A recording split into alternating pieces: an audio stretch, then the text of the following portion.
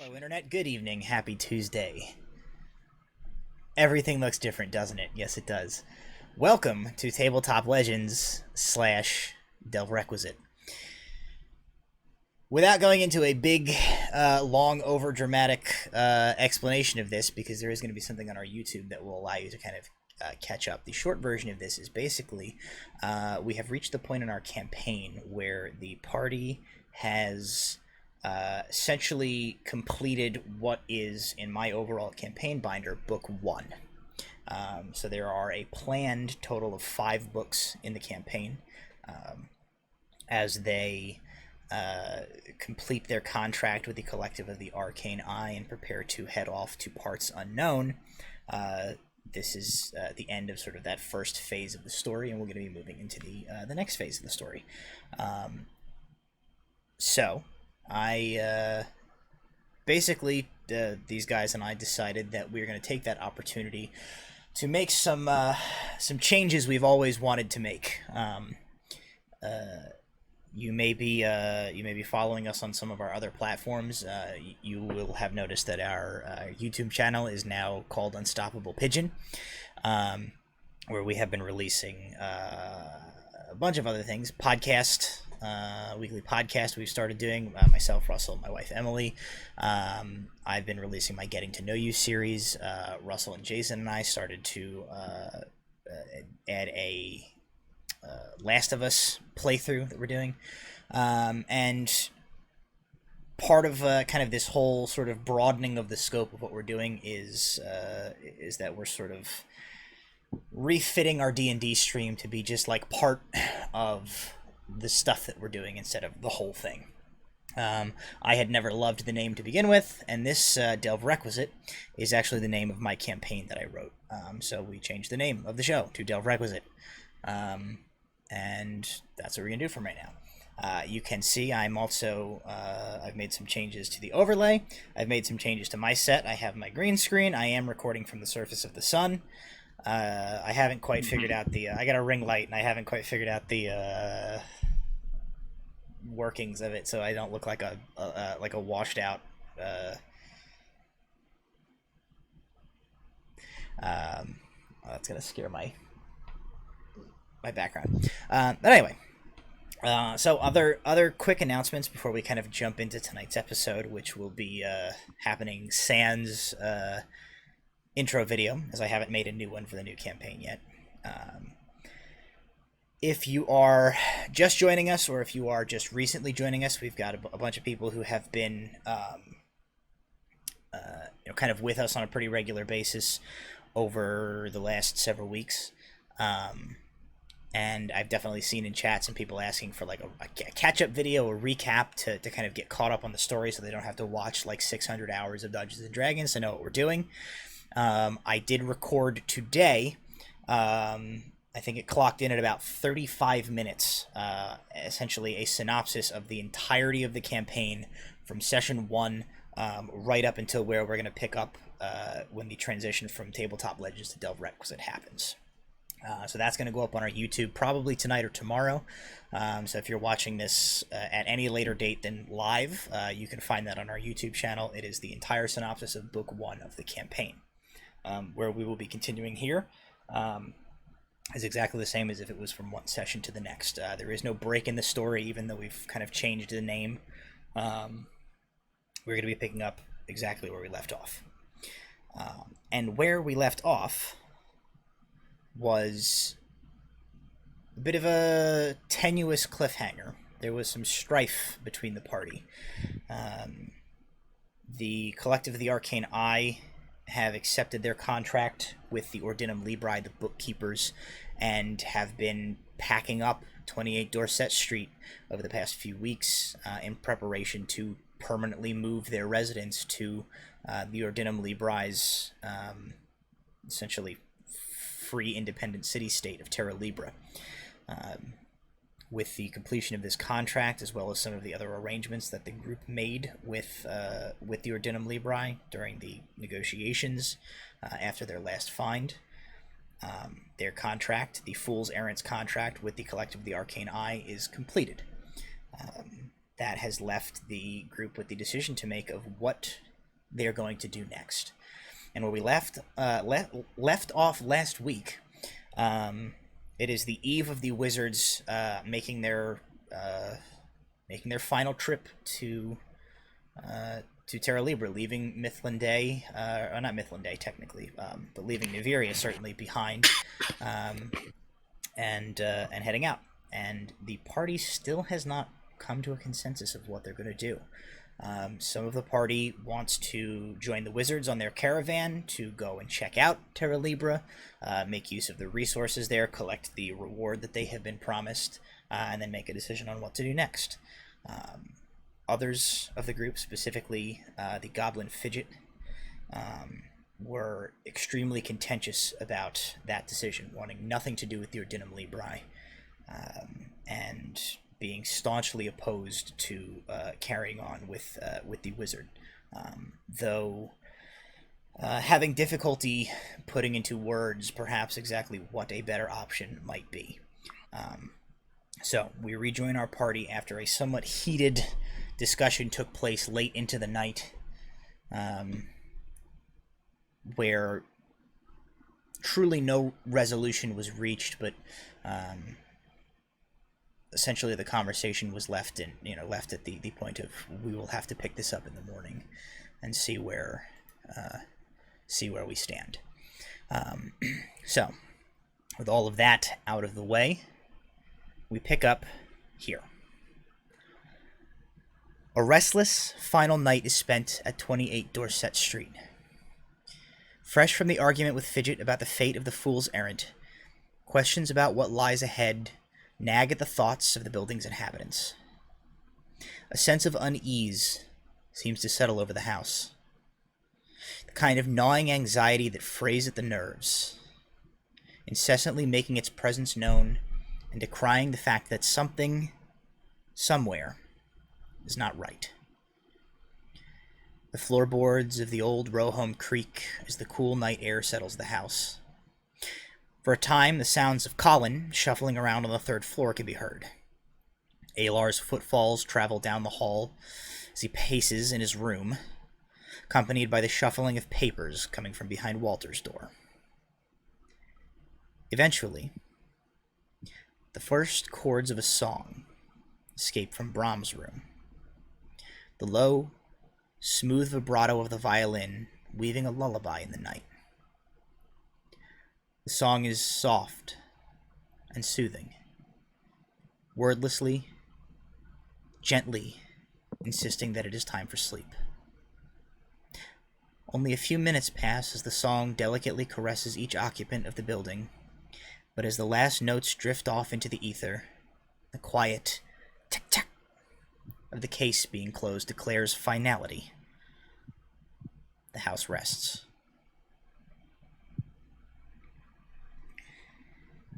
However, it would seem that a good night's sleep and a fresh start in the morning are not the hand dealt by fate this night.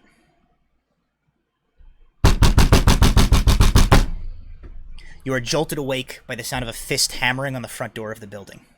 The higher, sharper sound of the door knocker being rapped against its brass mount joins the hammering of hand on wood, and the occasional pause only lasting a moment before the knocking resumes with renewed urgency.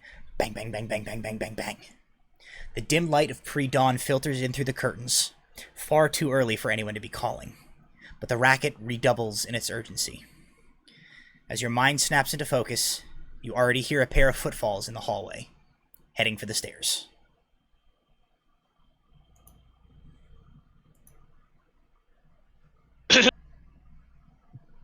All right, Walter is going to the door. Yep, Hang on.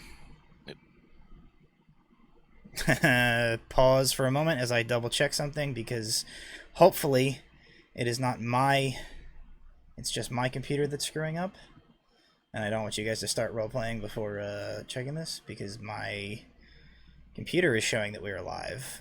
My view of the stream... Okay, alright, we're good. Live, we just have a 30-second delay. Stream up. My view of the stream, as I looked over after I finished my monologue, was still showing the delving loading screen. I was like, oh cool, we've not been live. Sorry, proceed.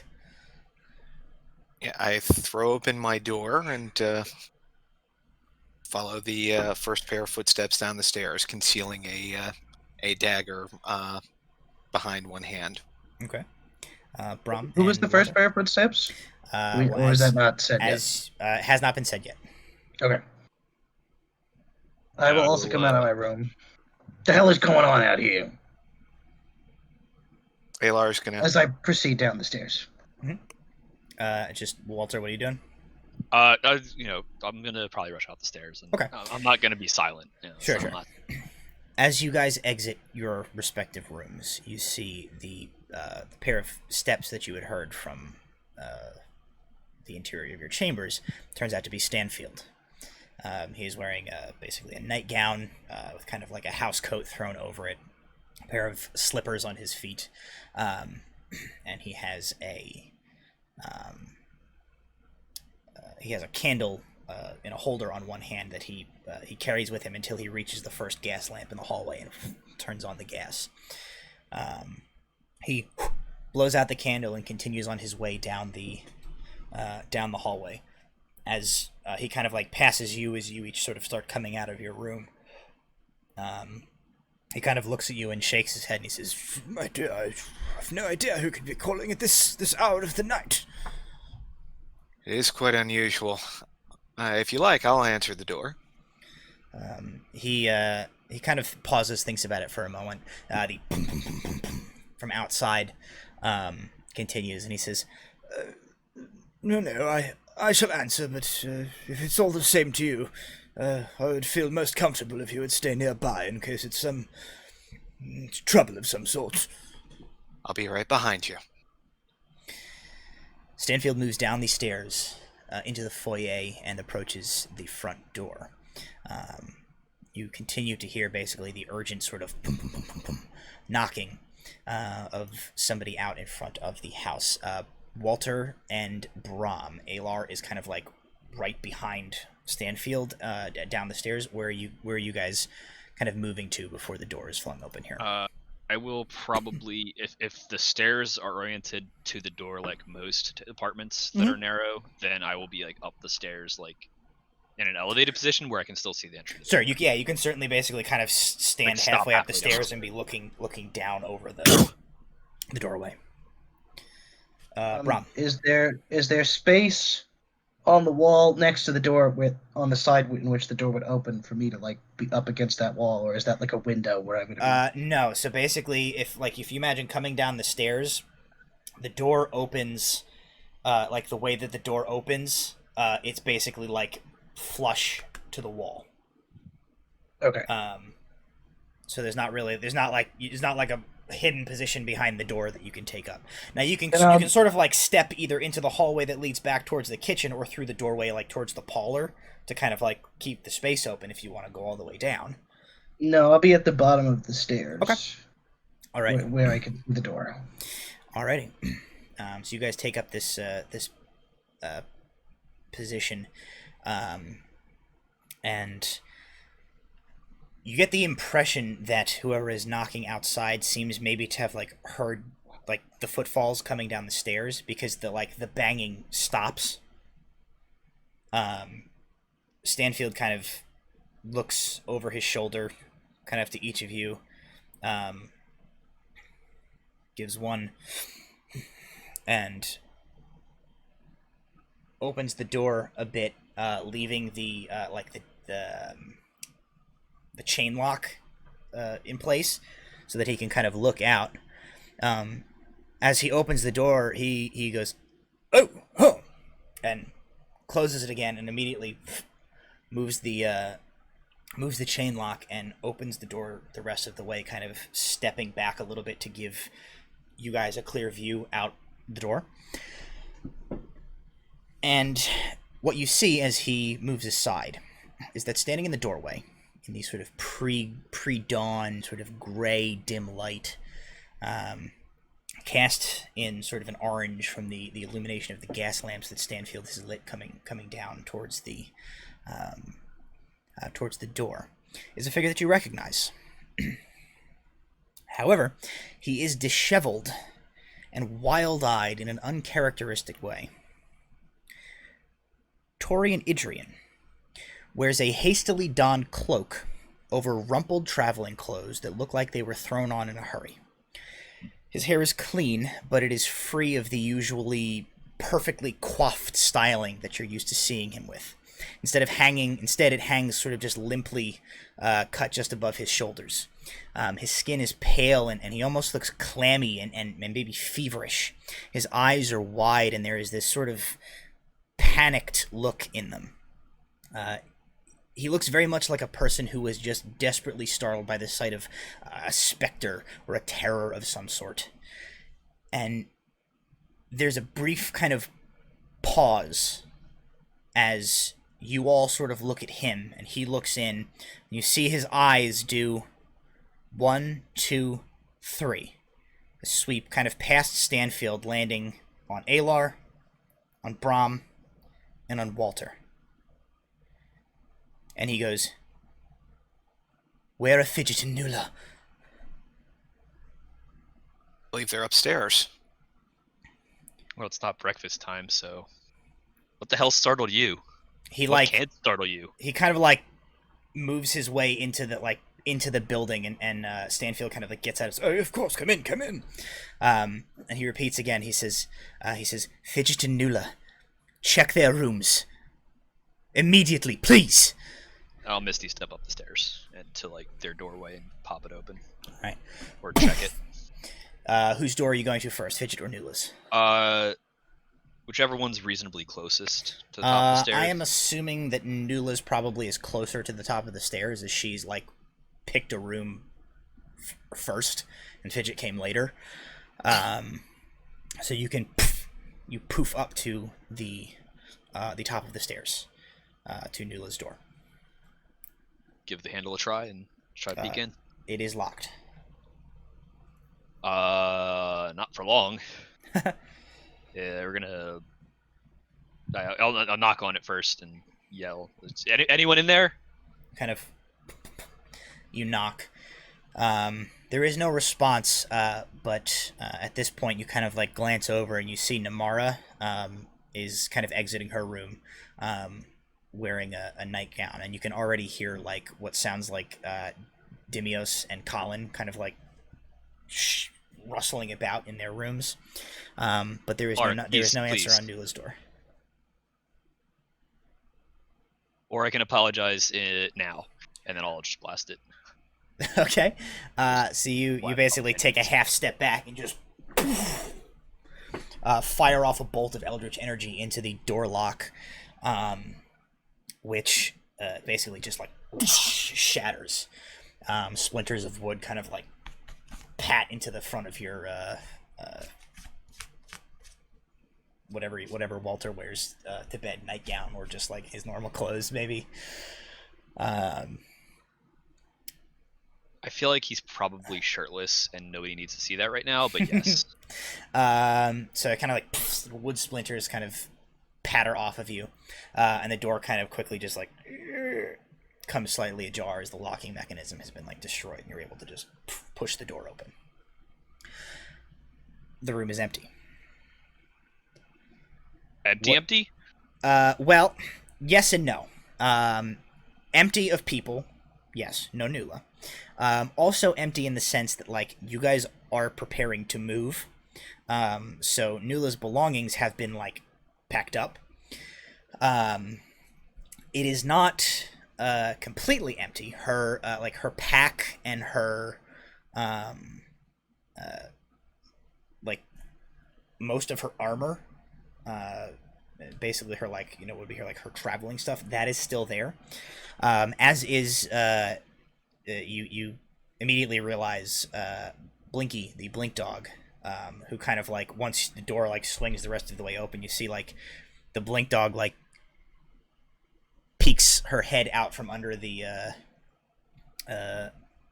bed where she had bamfed to hide when you blew the door in, but pointedly missing, you notice with a kind of a quick scan of the room, is Nuala's cloak and her sword. Blinky, where'd she go? Dog kind of tilts ahead at you and kind of gives a little As soon as I hear the Eldritch Blast go off, I'm running up the stairs because I'm assuming something bad has happened. Okay. Torian is like hot on your heels. Baram, what are you doing? Okay, so you kind of backpedal up as Alar and Torian like begin like bolting up the stairs. Stanfield, for his part, is kind of like, oh dear, and he kind of putters off to just like get out of the way. You both reach the top of the stairs. Tori and Idrian kind of like behind you, to see Namara about 3/4 of the way down the hallway. Like, she's just sort of kind of stopped in place as Walter like banged to the door. She's just kind of keeping, she can't see what's going on. So she's sort of doing her best to just stay like unobtrusive as she waits to see what's happening. And you see the door to Nuala's room is like slightly ajar, and you can sort of just make out Walter like kind of standing slightly inside the doorway. What happened? Blinky's here. Her stuff's here. Where's check Fidget? Check Fidget's room. I run down the hall and check Fidget's door. All right. You make your way in that direction. You kind of like slide past Namara. Torian follows along with you, but as you kind of like run, Torian seems to have like as soon as Walter said like Nuala's not in her room, he like you kind of like felt him like deflate a little bit, and he pulls up short and stops over near Namara. As you go to Fidget's door, Fidget's door is not locked. So as you kind of run up to it, you're able to just turn the handle, and the door just swings in. All right, I'm ready the dagger and look inside. Fidget's room is also empty. There is no Fidget, no visible Fidget anyway, as you will remember the invisible pancakes incident. So at the very least, you cannot see a Fidget in the room. Now, while the goblin didn't really have any belongings, he does seem... The sight that greets your eyes is a little strange. The sort of sparse furniture that was already in the room, like when Fidget took over it, has largely been untouched. It does seem at this point to have been, like, pushed to the sides of the room to open, like, an empty avenue, like an empty space right in the center. There appears to be, as you look at it, a rumpled, kind of dirty, sort of torn map that you recognize as a map of the city of Neveria. That it looks like it is at about goblin height, so it looks like Fidget pinned it to the wall with like a pair of kitchen forks from downstairs. He just stuck it into the kind of like into the plaster of the wall with these two forks. All across kind of like the floor near this, where this map has been attached to the wall, there are like patchworks of different pieces of threadbare cloth have all been laid out kind of in this bizarre pattern. And you see one specifically has been like what looks like a piece of pilfered clothesline has been strung from one wall to the other, and there is a cloth piece of like almost cheesecloth looking material has been sort of like draped over it, and then there is a currently extinguished candle sitting on the floor just behind where this cheesecloth is like hung. But that is all you see in Fidget's room. Fidget. No Going answer. to head in and start tracing some of these threads. Maybe even, try and lift the cheesecloth with my dagger. Yeah, I mean, as you start walking around, there is, to your eye, there is no rhyme or reason to any of this. It's not. It's not like they're except for the cheesecloth, which has been like hung up. The rest of the pieces of cloth are just like spread out on the floor. It's not like it's not like a web work through the room. It's just this one like suspended piece of cloth, and then just like all these other pieces have just been like placed out along the floor. But there's no that you can see anyway. There's no rhyme or reason to any of this. It doesn't mean anything to you.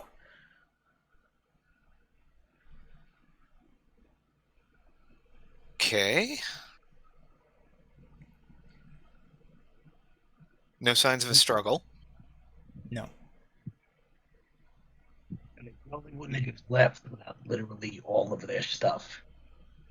Yeah, that wouldn't make any sense. Walter will probably start like if he doesn't hear them running back or running out for a couple seconds, he's gonna start like fishing through Nola's area. Mm-hmm. See if there's any I'm gonna go back into the hallway where Namara and Torian are, and I'll go to Torian and I'll say, okay, so why are you looking for them? Okay. So, Alar, as you are kind of looking in this room, you do notice, he didn't have much in the way of belongings, but his like little traveling bindle or whatever that he carried with him, like it seems these like spare these scraps of cloth have been left behind, but like his traveling stuff is gone, not in the room. So it looks like, besides whatever this thing is that he left here, of the sparse things that Fijit did have, like everything else is gone, taken elsewhere. Walter, as you're sort of rummaging through like Nuala's stuff, everything looks pretty much to be in order. You see most of like the things that she's kind of accumulated in her room over the year-ish that you've been here, and have kind of been like neatly packed away and secured. She has like her separate kind of like traveling pack, and what you find is it basically does look like she like got dressed, threw on her cloak, grabbed her sword, and like left. She hasn't like armed or equipped herself for any sort of like journey.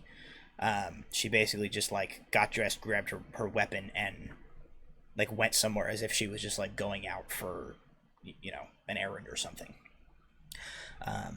Brahm, as you approach Torian, Adrian, and Namara, make a perception check to listen.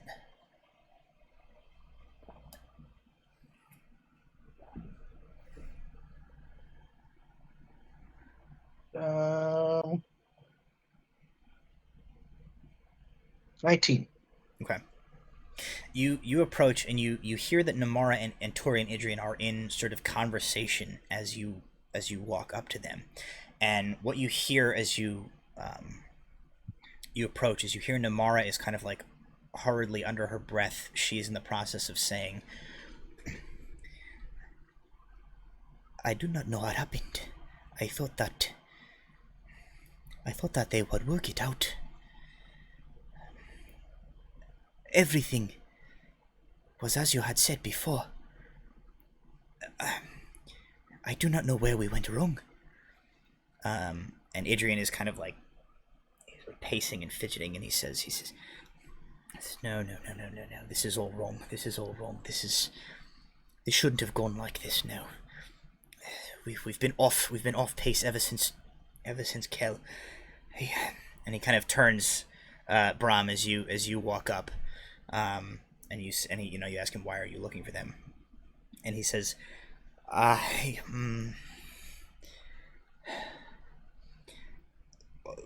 we need to gather the others. I can figure this out. Just he looks at you, and as he kind of locks eyes with you, your experience with him, being that he's always sort of like seems to be, he's typically very like kind of smug and seems to be making light of everything. He looks at you with the utmost sincerity in his eyes, and he says, Brom, I will do my best to explain this to you, but more than you can possibly understand is in danger right now. We need to find those two. Walter, Ayla, come here. Ayla comes out. Come on, I think Fidget decided to leave. His bindle's gone. I'll come out with Blinky and say, just all Nuala stuff's there, just missing a cloak, maybe a weapon. Maybe she went to follow him? Adrian kind of like paces a little bit. He's quiet. He seems to be kind of thinking. You see his eyes like darting back and forth, almost as if he's like rapidly like solving math equations in his head, essentially. There's a map of the city. After a moment, he kind of goes like, Fuck! All right. He turns to you. He goes,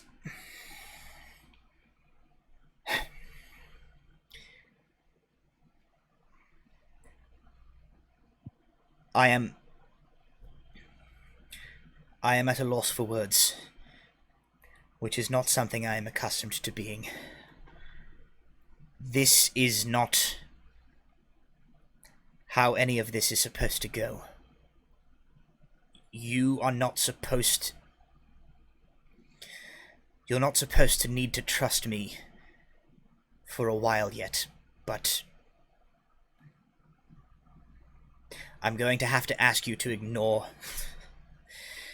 damn it, every interaction you've had with me thus far, and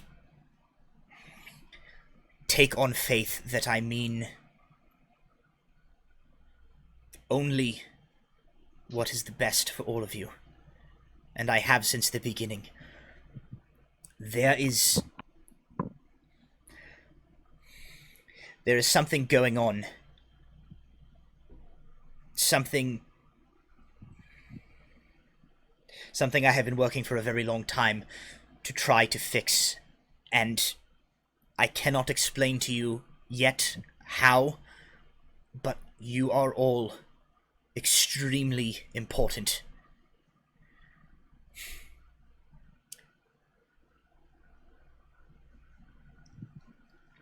All of you were supposed to go to Terra Libra. I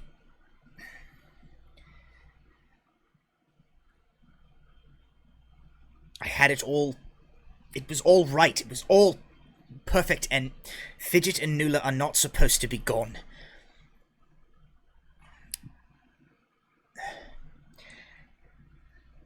I'm afraid that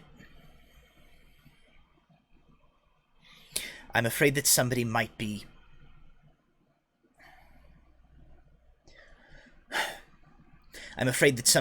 aware of you earlier than they're supposed to, and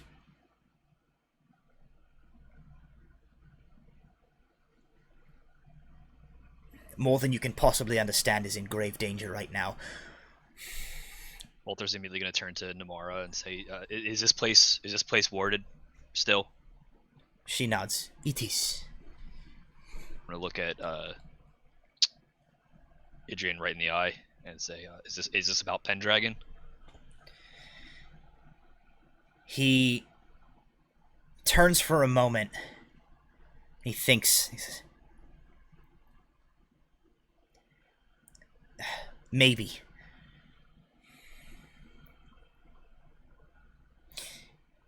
He seems to consider saying more. And he shakes his head and he says, "Maybe is the best answer that I can give you."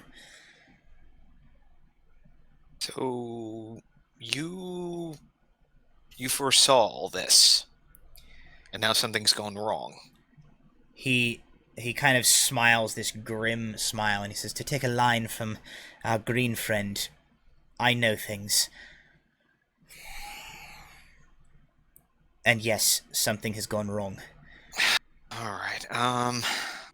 Alar's going to head back to Fidget's room. He's going to look at the map of Niveria. Is there any...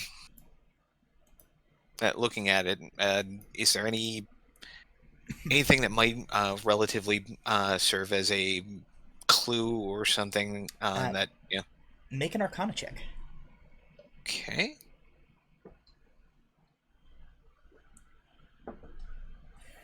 Starting off the night very well. Natural 20, 26. Oh, wow. Okay. So, with that Arcana roll, what I will say is as you start to kind of like look at this again, it's not your field of magic, so it still doesn't necessarily mean anything to you, but like you're looking and all of a sudden your perspective shifts and you start to see in the way that these scraps of cloth have been laid out. It clicks for you that this sort of has the layout of like a ritual casting of a spell.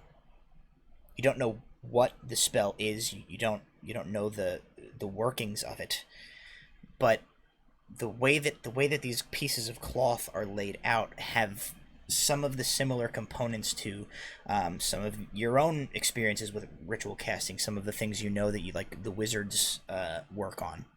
You get the sense that in his own sort of cloth scrap goblin fashion, Fidget has worked a spell in this room. Okay, I'm gonna poke my head out, looking for Dimios and Colin and Idrian. All three. Idrian obviously is in the hallway. Dimios and Colin have kind of come out now. They're both looking very bewildered.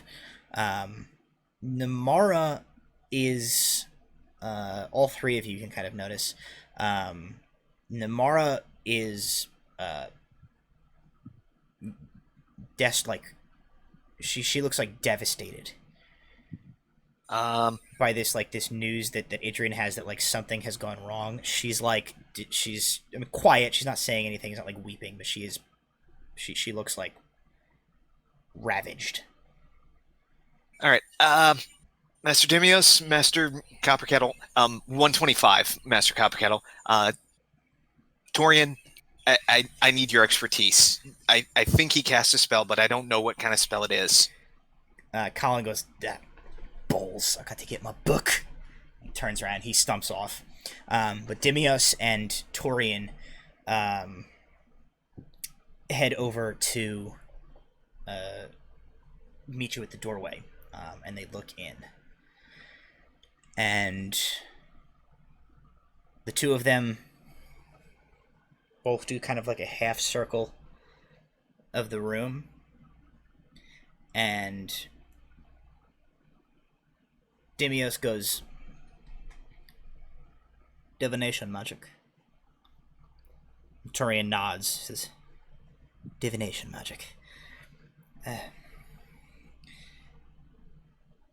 Bring me... What would he have used? He looks again.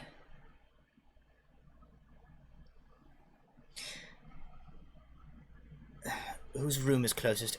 Ayla, do you have any spell components handy in your chambers? Just a second, and he carefully steps around all the scraps of cloth, runs into his room, comes back with his spell component pouch. Here we go. He says, I'm not sure what Fidget would have used, but He mostly worked with threads and cloth. He says, yes, but I need a reagent. Do you have... Hearing this, Walter's gonna just walk over and hand him his spell focus crystal. He kind of says, no, I... he kind of like looks through Alar's component and says, yes, this. He pulls out a small vial of essentially like powder. uncorks it, taps a little bit into his hand, stoppers it, gives you the cork back. He takes the pinch of this powder, and he takes the candle, holds it up, and he kind of lets the powder go and snaps his fingers in one motion. The candle springs into flame, and as the powder hits the flame, it flickers and turns like this, almost like neon pink for a second, before dying back down to just like a normal candle. He takes the candle and he holds it behind where Fidget has suspended that cloth in the middle of the room. And then he looks over the top of the candle, through the flame, through the piece of cloth, directly at the map on the wall. He's quiet for a moment. He leans back and he turns to you guys and he says, "Does the address 1040 Tollwood Street in the North Commons mean anything to you?" Is that where we rescued Delker? No. This is not an address that would be familiar to you guys. I'm pretty sure in character and out of character it's not familiar. It is not familiar to you guys. No, I mean, at most I may have passed by there once, but... He blows out the candle and he goes, "Whatever Fidget was looking for. 1040 Tollwood Street, North Commons." Alright, then that's where it. we're going. Alar moves back into his room. A few moments later, he comes out. He's dressed for adventure. All right. I'm going to grab a piece of the cloth from Fidget's room, and then something small from Nuala's pack, and take Blinky with us. Alrighty. So Blinky. It's like the middle of the night, right? It's like 3 a.m. It's or like 4 a.m. It's probably like 4:30 at this point. Like the sky is just kind of starting to get gray. Like the sun's gonna come up in an hour or so. All right, gentlemen. I will go put on my normal clothes. Okay. Let's go find our friends. Alrighty. So as you guys kind of grab your stuff and get back out, as you come down again, you see, you find kind of the wizards who are not coming, along with Tori and Idrin, who's already dressed, sort of down in the kitchen area. Stanfield is kind of busily making coffee for everybody, and you sort of walk into the kitchen with all of your gear ready to go, to see a still very bewildered looking Dimios, and a sort of just grudgingly accepting that he just doesn't know what's going on, or any of the people involved. Just sort of Colin just sitting there listening. Namara and Dimios are sort of speaking to each other, and as you guys come in, Torian stands up and moves over towards the door. Namara, who's just kind of staring at her hands, sort of calls out in his direction. She says, "Torian, tell me it is not too late." And he kind of smiles, and he moves, and he sort of pats the back of one of her hands a little bit, and he says, "It's never too late, no. We'll set this right yet." He turns towards you and he says, "Right, off we go." Oh, you're coming along? He says, "Oh, yes." Well, In things at this level of fucked, sometimes direct intervention is necessary. My usual tactic of pulling strings behind the scenes is not going to work in this case. We need to find your friends.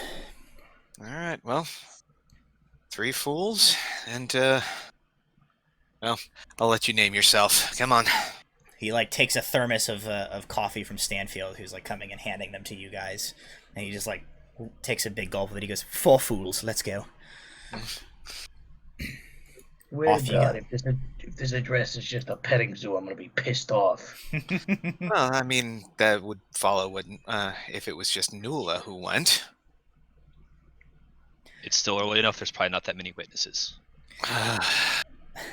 He says, Torian says, "I agree with, was it Alar or Walter who said, it seemed likely that Nuala followed Fidget?" This is Alar. He kind of nods. He says, "Fidget was always the biggest risk to the..." In any event, I think Fidget is up to something, and Nuala followed him. Well, she finally picked up one little bit of knowledge. Unfortunately, not good for us. She learned that her armor would mean that we would all hear her. He sort of shrugs and says, "Well, she thought she wouldn't need it wherever she's going." And you do see sort of like a, you feel it more than you necessarily see it in the dark, but he kind of like does one of these as you see like a chill kind of runs up his spine, and he says,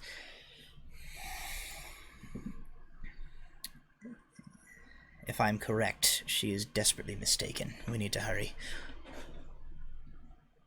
And Alar starts moving faster. If he was walking, he's now near a trot. Yeah, Torian's probably kind of Ooh. working at like a brisk, like half trot. I So. would assume that was a shiver because we can't see you. Oh right, you guys can't. If you open Twitch, you can see me. It'll be on a little delay, but It's like a 30-second delay. Yeah, it's crap. rough, yeah. Let's see if I can do this for the viewers at home. I don't think I'm going to be able to because my hand is going to disappear. Can you share your screen that's playing OBS? Nah, don't worry about it. It's not that important. Maybe. Let me try that.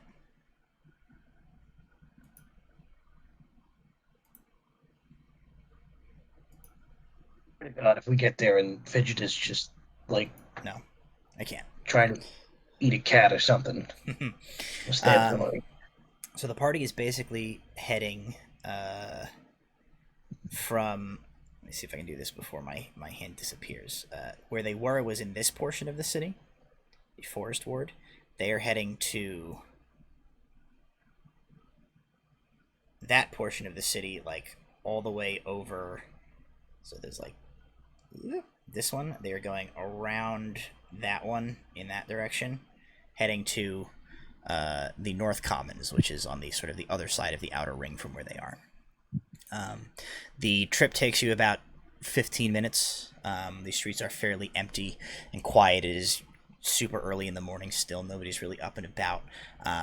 You pass the the occasional sort of vagrant or night patrolman, just kind of going about their business. But it is sort of just ones or twos, nobody really out, and certainly nobody that necessarily pays much mind to 4 individuals hurrying along to some unknown destination. But eventually, you stop at the intersection that indicates that the cross street adjacent to you is Tollwood Street. And as you look at the kind of the nearest house number on the set of row homes along Tollwood Street, you see that you were at about 1800, so like 1840 is probably halfway down the street as you arrive. You don't see anything out of the ordinary from this position, but Adrian sort of like kind of pulls up short at the corner and is looking down the street, and he says,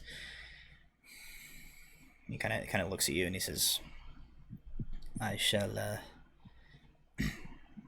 follow your lead. If I'm not mistaken, that one is the house we're looking for." He points to one kind of halfway down as you had thought. He says, "I shall be right with you." Okay. Any lights in the window that we can see? Not from here, no. All right. Stay with them. I'm gonna circle around the back, and Alar turns invisible. Alrighty. You three make an approach toward the front. Try and keep low and out of sight, but casually. I'm gonna try to get Blinky to smell some of the cloth or materials we have, and just see if she. Can you tell if they're nearby? Do you smell anything? Are they nearby? You sort of like put the cloth in the Nuala belongs up to Blinky. You kind of like sniffs at them, but sort of like just kind of like looks at you, like wags a little bit. I'll just pet it and try to get in position out front. Okay. Torian is basically just gonna kind of stick with you as you guys kind of lurk over towards the house. Alar's moving around back invisibly. Brom, what are you doing?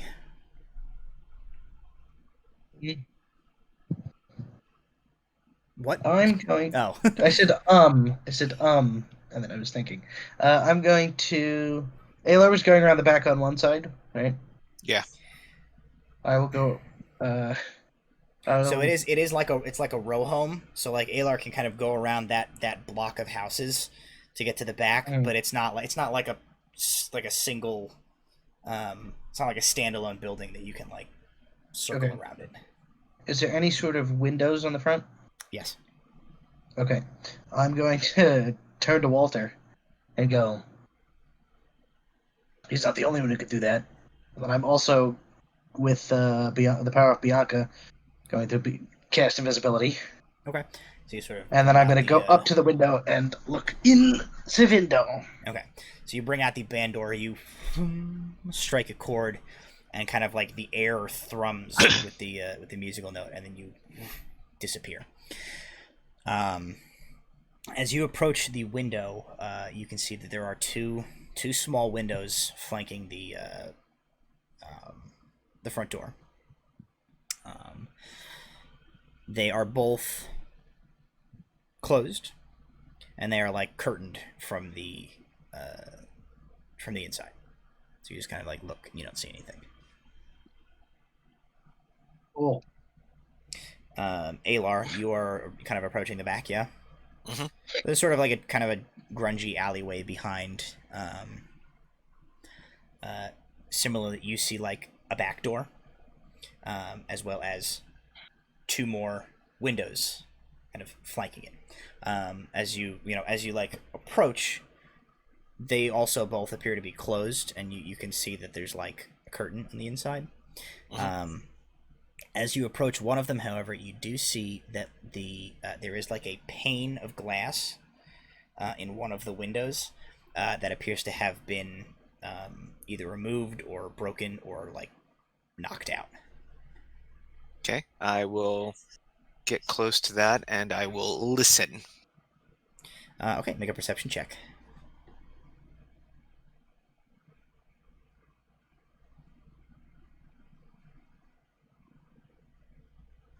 That is a 14. You do not hear anything from inside.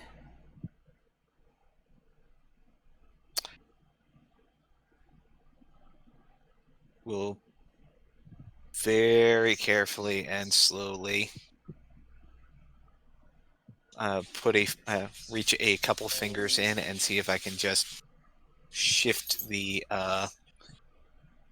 curtain ever so slightly so I can peer inward. Sure.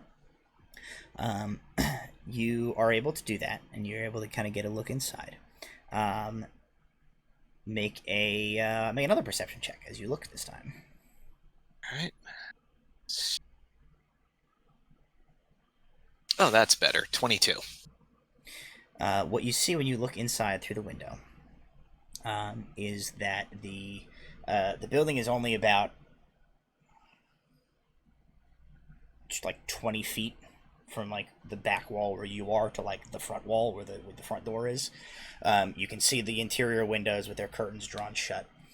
You kind of are able to look down. You see the broken glass on the floor where the window is smashed out. What you see, similarly, as you were sort of looking in, is that basically there is a staircase that is to your right as you are looking in, which heads presumably upstairs to like where a bedroom would be. There is what looks like it is like a smaller kind of second room inside the main room here.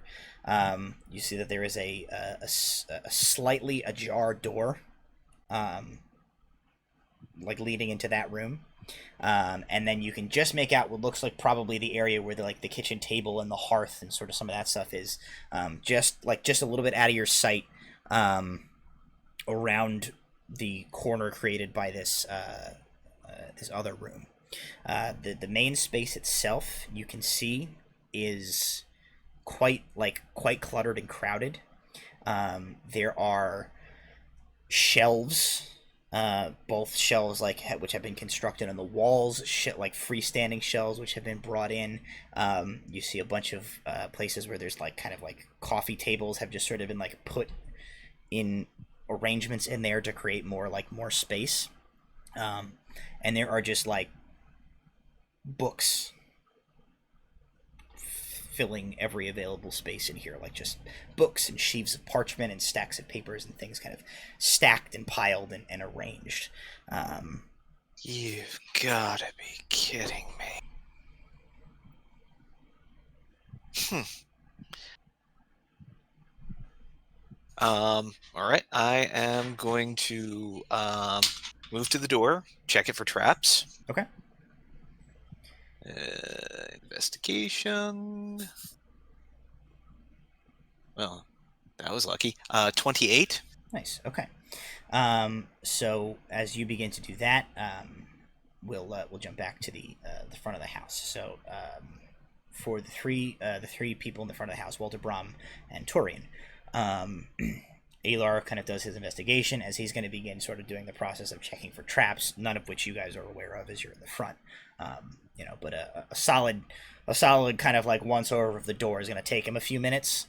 So at the point where you guys are standing in front of this house for 5 minutes or so in silence, what would you be doing, Brom, after you kind of look to see the curtained window?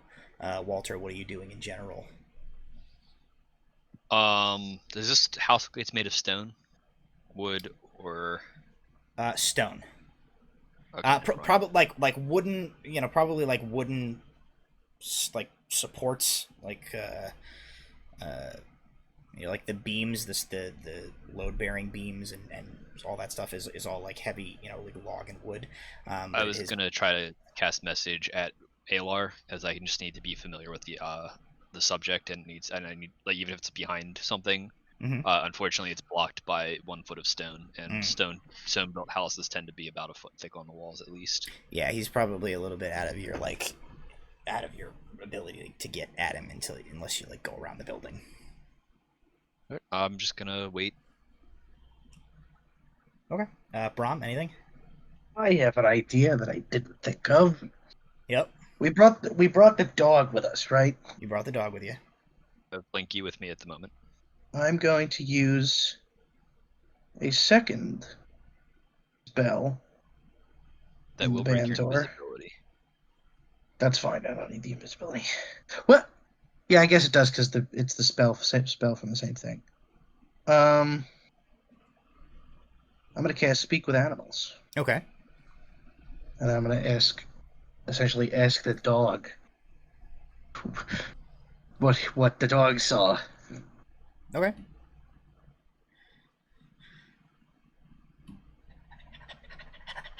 Hi. How's it going? Good. We don't usually go for a walk this early. No, we don't. I need you to... Do you know where Nuala... what... how do I put this in dog terms? When... Do you remember Nuala leaving? Yeah.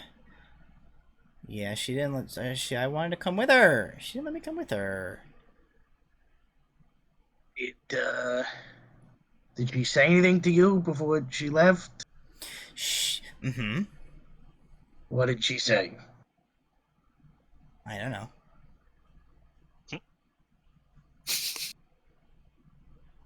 She said, I don't know, or you don't know what she said. Oh. I'm trying to learn people words, but it's hard. She said something. It was. She used her nice voice. I liked it. Okay. I was sad that I didn't get to go though. Did she leave? Was she alone when she left, or was the small, smelly other creature with her? She said, "Oh, no, Smelly left first. She went after Smelly left." Do you know what caused her to even wake up to leave?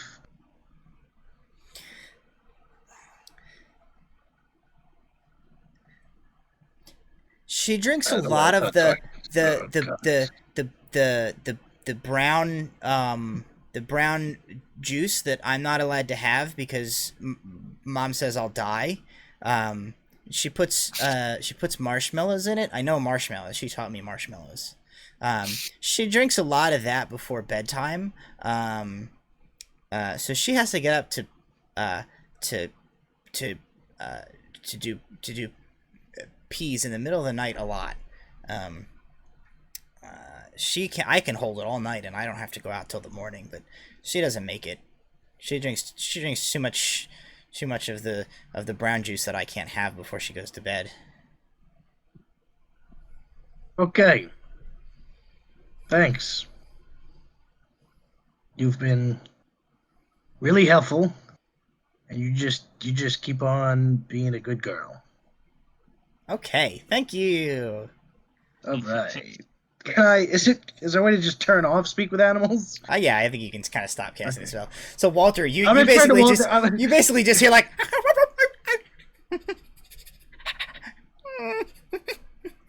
and then like Brom kind of like okay, and then you hear like and Blinky kind of like just like teleport jumps around a bunch of times, and then ends up over by Tori and Adrian, who has been like kind of standing and like chewing on a thumbnail most of this time. So I'm going to turn to Walter and go, all right, the dog doesn't know shit. I don't know why I thought that was a good idea. I don't know what you expected. Should we go see how Alar's doing? I figure he'll come through the front door if there's no problem, and Or he'll be dead if there is problem. I'm okay with waiting and see what happens. Right. If you want to wait, we'll wait. If we hear a high-pitched shrill screaming, we run in the front door. Okay.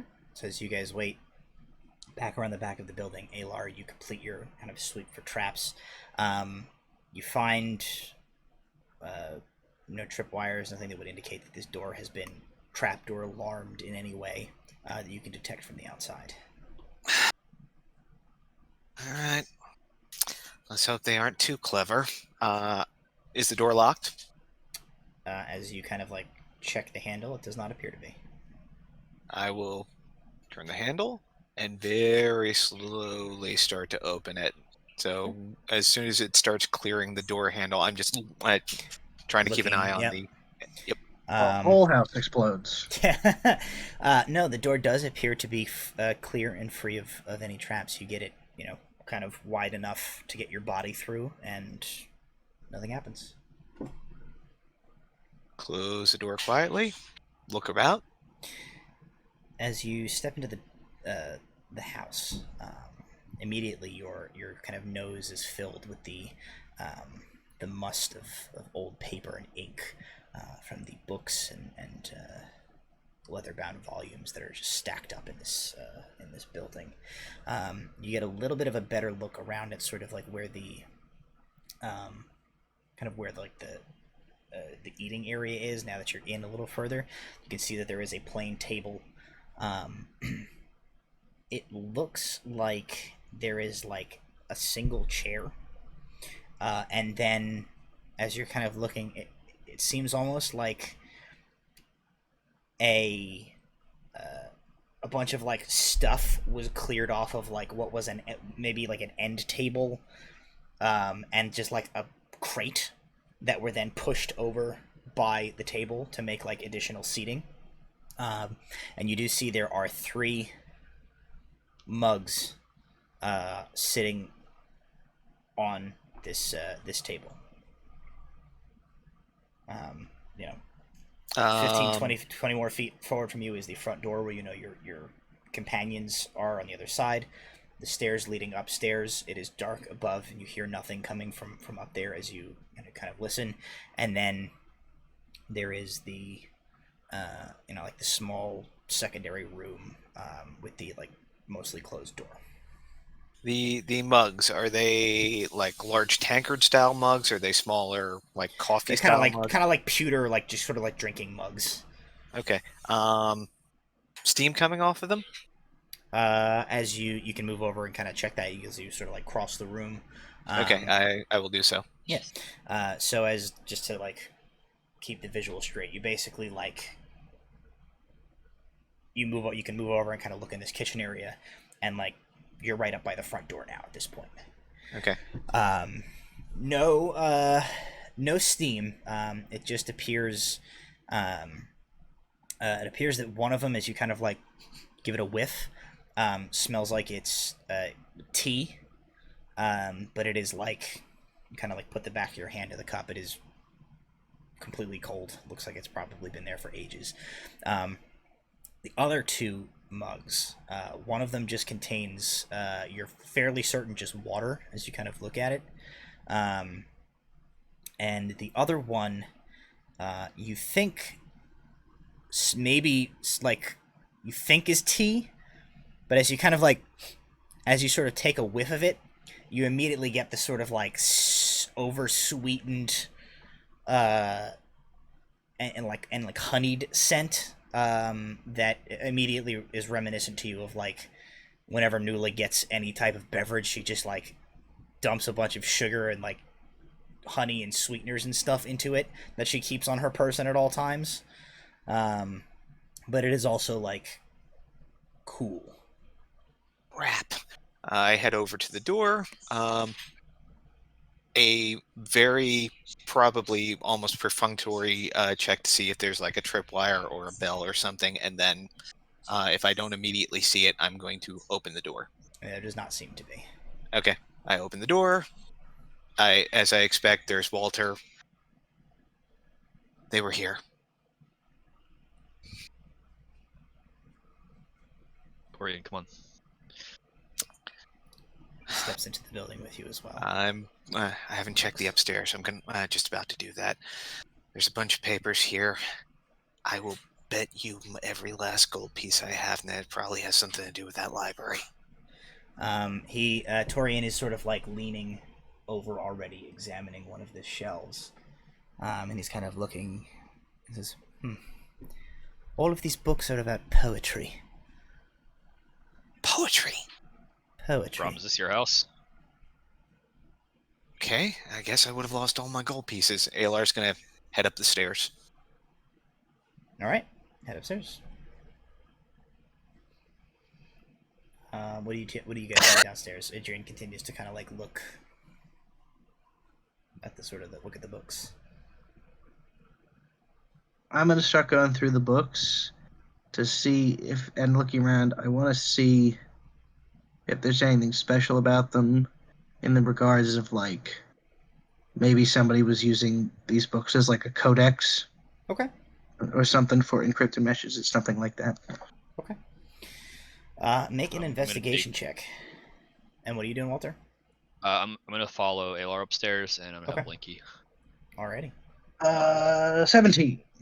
Alrighty. Alar and Walter, as you guys head upstairs, the second floor is just a single room. There is a bed kind of like against one wall.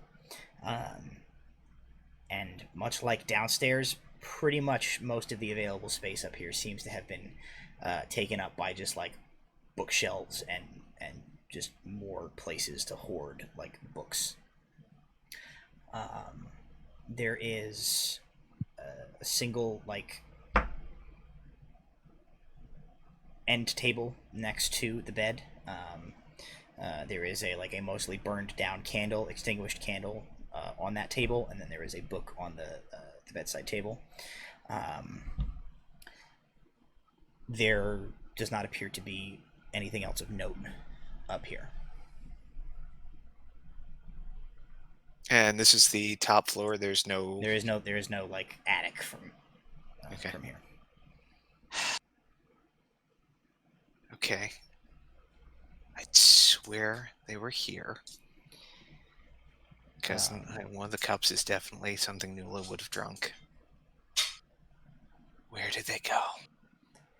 Brahm, as you are looking through the books, you don't find anything that strikes you as like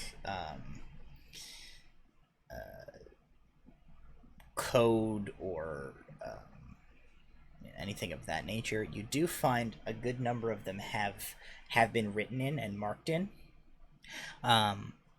The sense that you get is that whoever these books belong to, a lot of the notes that you're seeing seem to indicate that there's notes that are like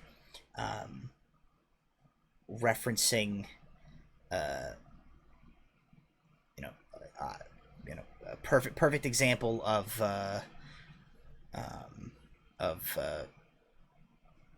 mid 1700s prose, a notation of like interesting composition of the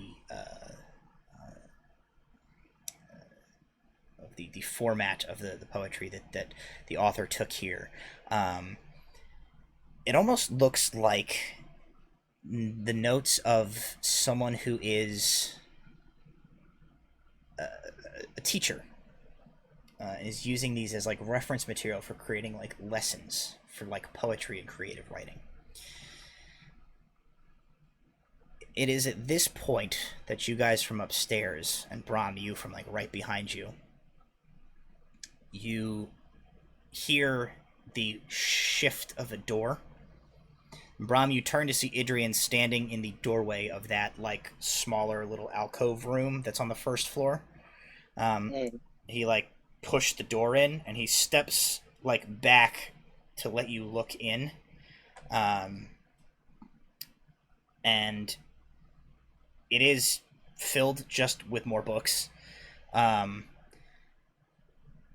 But you kind of like meet his eye, and he has like a grimace on his face, and your eyes shift down, and you immediately see the body on the floor. Damn.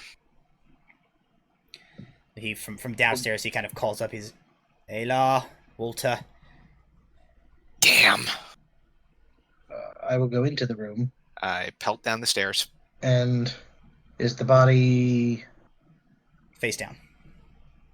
But it's not obviously a dragonborn or a... It is not obviously a dragonborn. No, it does appear to be or a male. goblin. No, it appears to be male and human. Okay. I'm going to go over to the body and investigate, I assume. Okay. He's dead. You crouch down. You roll the body over, and your hand immediately comes away like slick with blood. The entire front of this individual is just like sopped with blood. And you look down, and the face of the individual laying at your feet is none other than Archivist Bertram Flick. And his throat has been slit.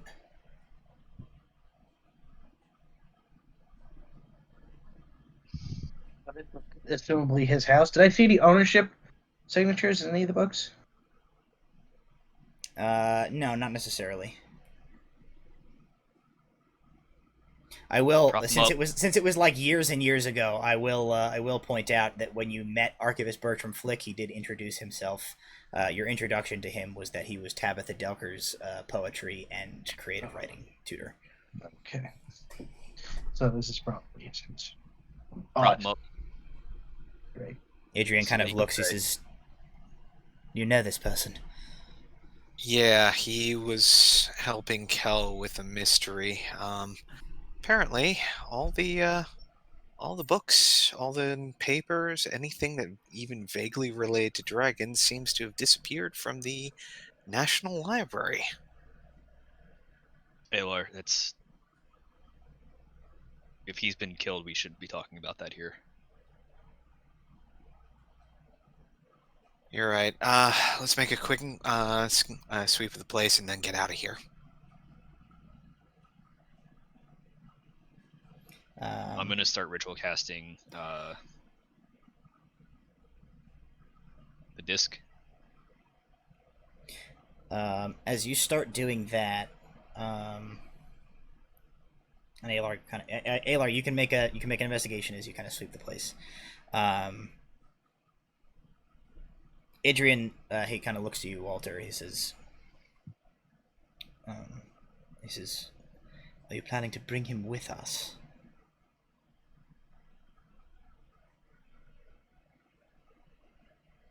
We can ask him. He says, some "Oh, I know." questions. But he says, "Does he need to come with us for that?" He sort of looks out the window. He says, "It might not be the safest of ideas to try and move the body out of this building." Yeah, Less a we little move obvious. it, yeah, The- less the- we move it, the better. My investigation check was a 26, by the way. Okay. He says, "Are you able to do it here?" I can do it here, but we're not warded. I don't think. I'd rather not carry a body halfway across the city. Oh, I agree. He I'd also rather not carry his head halfway across the city. Adrian sort of moves over to the door. He says, "I will ensure that we're not disturbed. Do what you need to do." All right. So what's the result of the? I'll wait for Alar's result first before I. Alar, proceed. what you found when you checked out the room, sort of near that broken window that you found, sort of rolled under a shelf, sort of in a corner, you find this like wrapped little like passel that, as you look at it, it contains there seems to be a whole bunch of different like herbs and plants and like powders and stuff have been like packed into this sort of like cigar shaped thing, and you see that one end of it has been like, looks like it's scorched, like it's been burned. And as you kind of like look at it and you kind of like get a whiff of it, as you sort of like smell this thing, there's like a second where you like get a little like lightheaded and woozy, and you sort of have to like put it away from you, as like whatever the like fume that is like coming off of this thing is mostly gone now that it's like not actively smoldering, but whatever like the fume that this thing is producing is like makes you get a little lightheaded.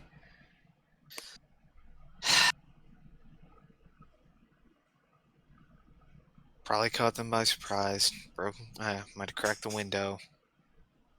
Lit this. Probably knocked them out. He's gonna wrap it up and stuff it in a coat pocket. Okay. All right. Work your magic. Sorry, Mr. Adrian. This is a little unsettling the first time people see it. At least the body's attached this time. And then I'll cast Speak with Dead. Okay. So you cast your spell. The body of Bertram Flick sort of convulses. His eyes snap open. For a moment, he's...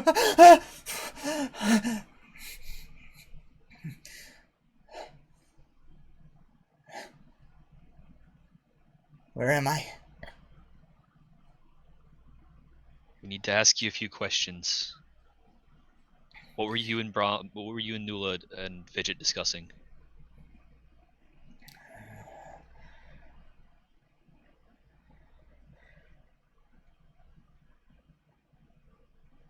Prose. No. Lost prose. Hidden prose.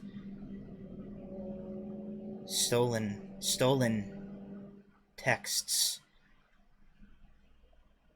Stolen texts.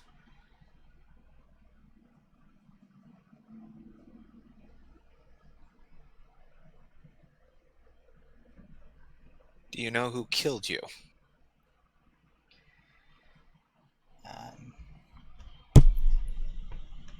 He says, only saw little.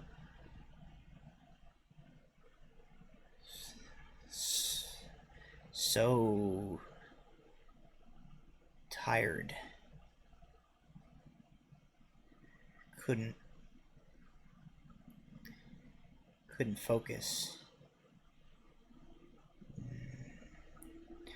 Faces like Nuala. Born.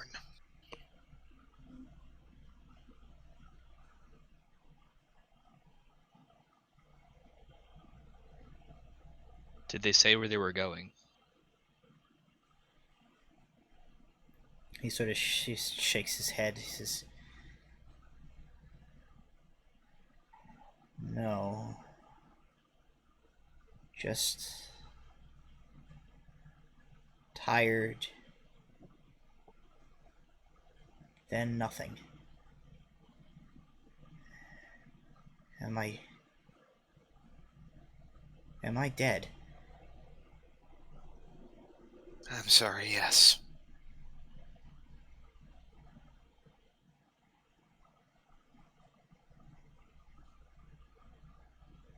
Either you two have questions? Brom? We got 2 more.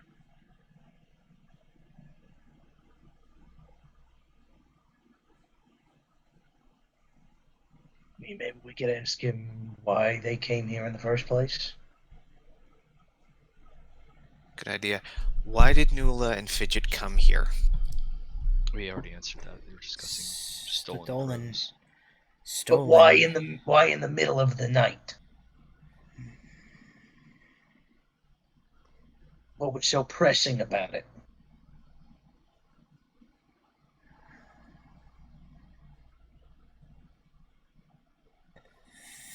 Fijit wanted someone.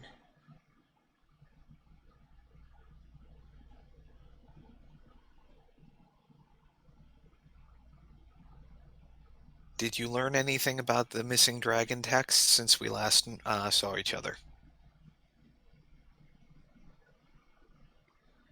He sort of shakes his head. He says,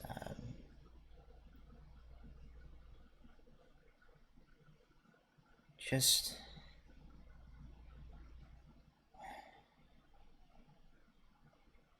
Am I dead?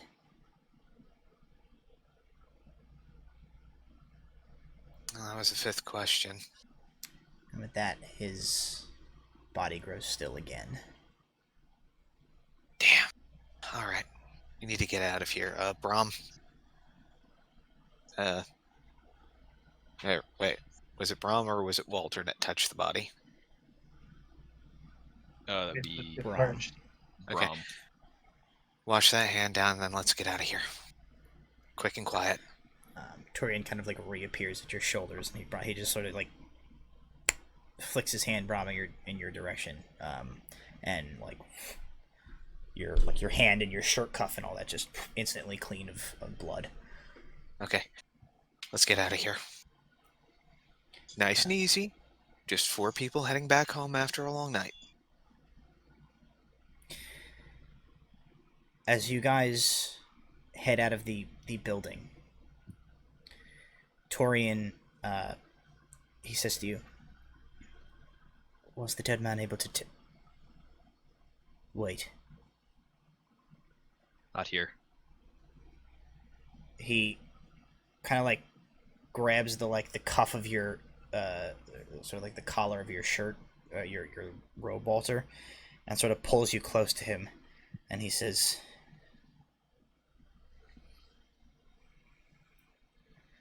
"Watch." And he puts his pointer and his middle finger like right in the center of your forehead, and you feel a surge of magic like rushes through your body,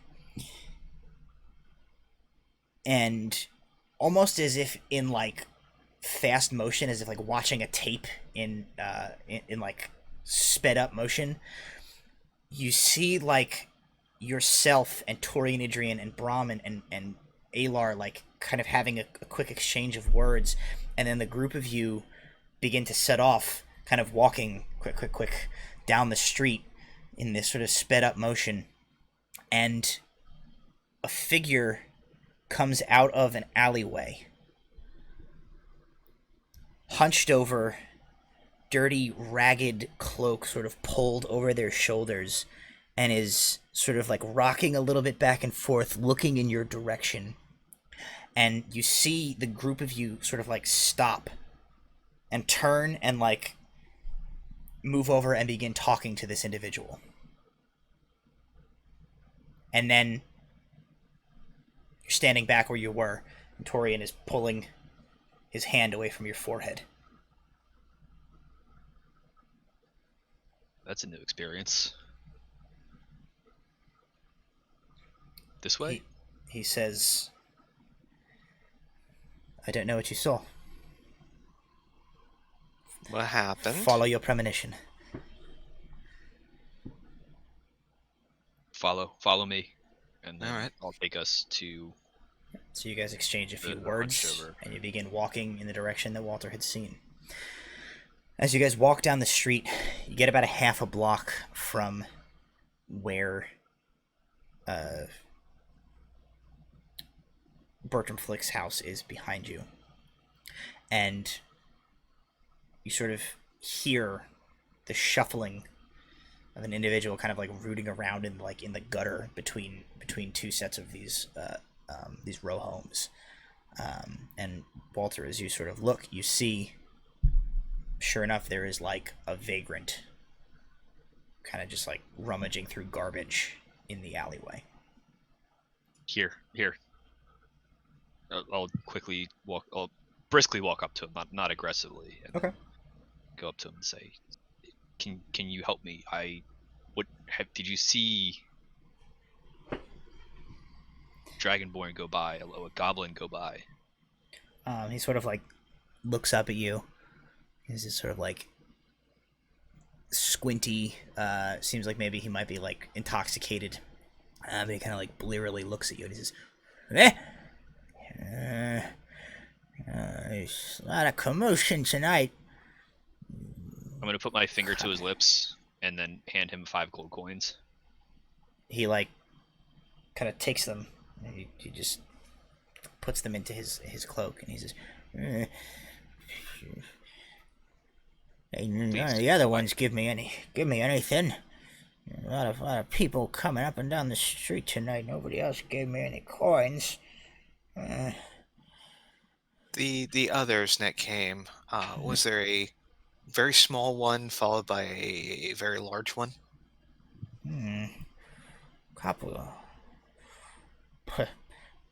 of sacks of potatoes by that description, maybe. No, it was them and their carts, rattling making a fuss. Didn't give me no coins though. Did they ask you? He says, oh, didn't ask me nothing. Just drive their carriage up here and Carriage. make a bunch of racket and then off. Okay. Fancy carriage? He says, man, I don't know nothing about carriages. A bunch of liars, that's what they are, though. No doubt about it, liars. Ever since I was a boy, I always known them. Kind of They looks look like. He says, they look like liars. You can always tell them. Same outfit. Same outfit. Brown robes, all of them. Lies. There ain't never was any pizza. Lied about it always. Yeah. No, they lied. Yeah. Yeah. Sneaky. Yeah. They're sneaky, them. Yeah, getting you to do all that reading, and then no pizza. That's right. I read all them books. I can't even read. No. And they didn't give me any. I didn't get nothing. Not like No, these coins. Them liars. Were they really big? Like, bigger than, he points at Brom. He says, no. Kind of funny looking if you ask me, though. Funny how? Wearing paper faces. Metal maybe? Masks. I didn't like them.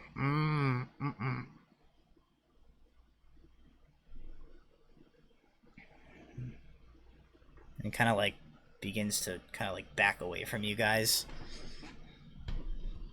Okay, thank you. Thank you very, very much. He says, just don't be making any more racket. Well, we'll be going on our way. Nice and quiet. I'm gonna give him 5 more gold coins. He should snaps them up with like an equal amount of like non-gratitude and just sort of like takes them and You should find another alley. This is not safe for you. he just scuttles off. Okay. I thought they were dragonborn. No. Sounds like the librarians. They probably figured then they would have to silence him. Let's get back to Dorset.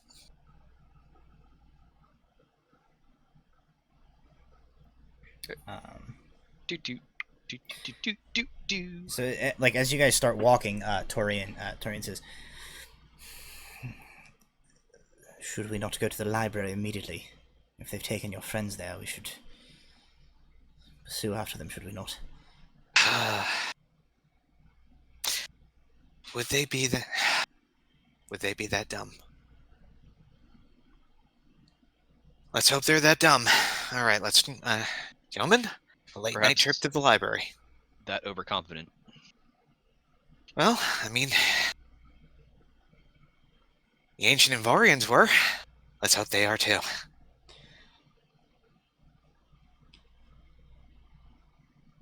Yep. Adrian thinks, as you guys kind of start walking, he's quiet for a while. Seems to be thinking. He says,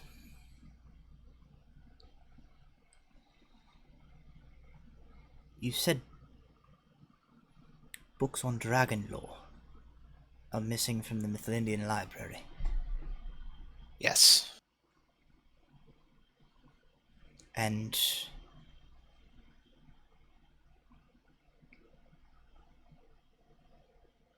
balls. Not Kel, we need to go now. Don't exist. We start moving a little more swiftly again. Alrighty. As you guys reach the Mifflindian Royal Library in the Ambassador's Ward, it is just before dawn. There are a few people starting to be out and about on the streets. By and large, it is still quite abandoned. Oh, at this point, the invisibility has faded away, so... Sure. The library itself is closed at this point, as it doesn't open for another few hours. As you guys sort of, kind of approach the square at the base of the hill where the library is, you can see there's kind of some guards just going about their business, a few people scattering about, and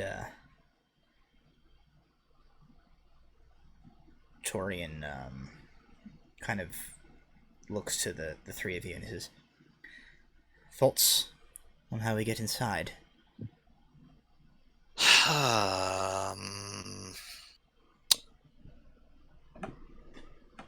Well, I can make myself look like I belong there and pick the lock. I'll just need someone to possibly give a distraction.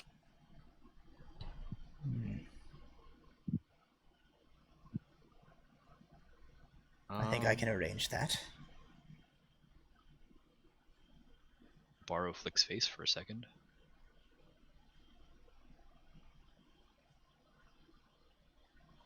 He kind of he looks to you and he says, he looks to, as you say, you can make yourself look like you belong, as Walter, as you say, I can borrow Flick's face. He turns to Brahm and he says, "Wait, have you..." No, you wouldn't have yet. I know what you're talking about, and it wouldn't work. Yeah, he shakes his... Blast, never mind. He would have had to die while I was there. He nods, he says, "I know." Plus, walking in there with the face of the guy they think they just killed may not be the best idea. We just need to get through the door after that. Well, you can make yourself look like a librarian as well, right, Brom? Yep.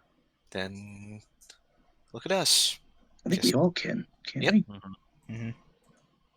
Well, then let Adrian us... goes... The infiltration of the librarians! Adrian goes, "Very well." And Then let's take a quick step around this cart here, and as they step out of view, on the other side, 4 members of the Mithlindian Royal Library. Alrighty. All right, gentlemen, look busy or talkative, and keep attention off me for a minute or two.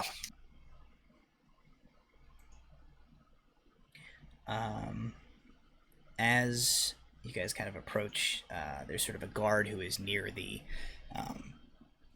front of the library, kind of nods to you guys casually without really giving you guys a second glance as you make your way up disguised as librarians.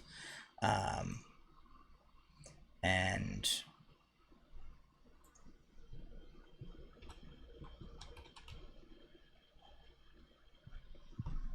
as you guys sort of approach, Aelor, as you begin to reach into your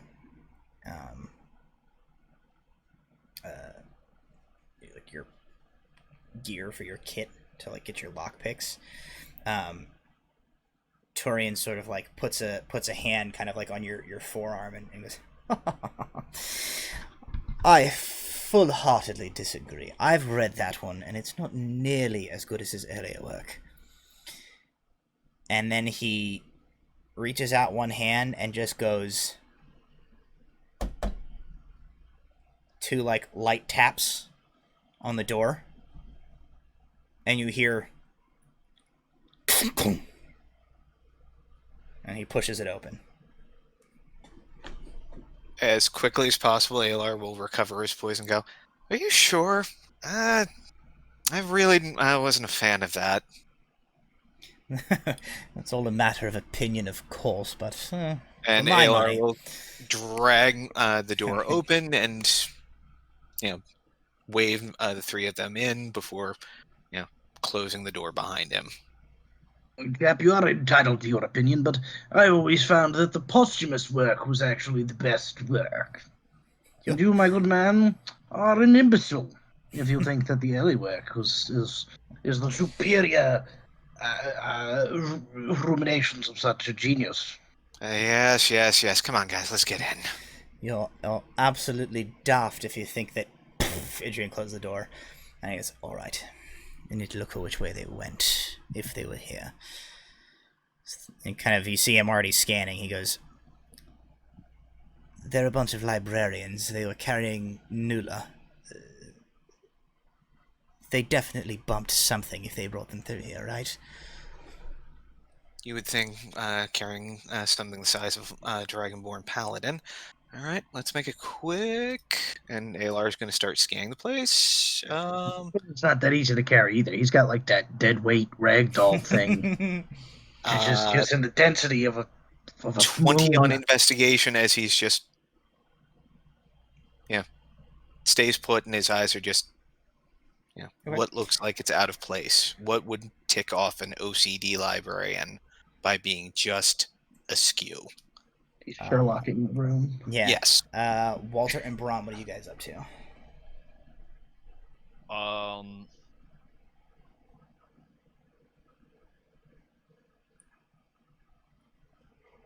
I'm probably just gonna keep out. I'm just gonna keep an eye out for other librarians and try. Yeah, to, I was gonna go ahead and see if anybody else is sort of yeah. the signs of other people are around, or if I can hear anything coming from any direction.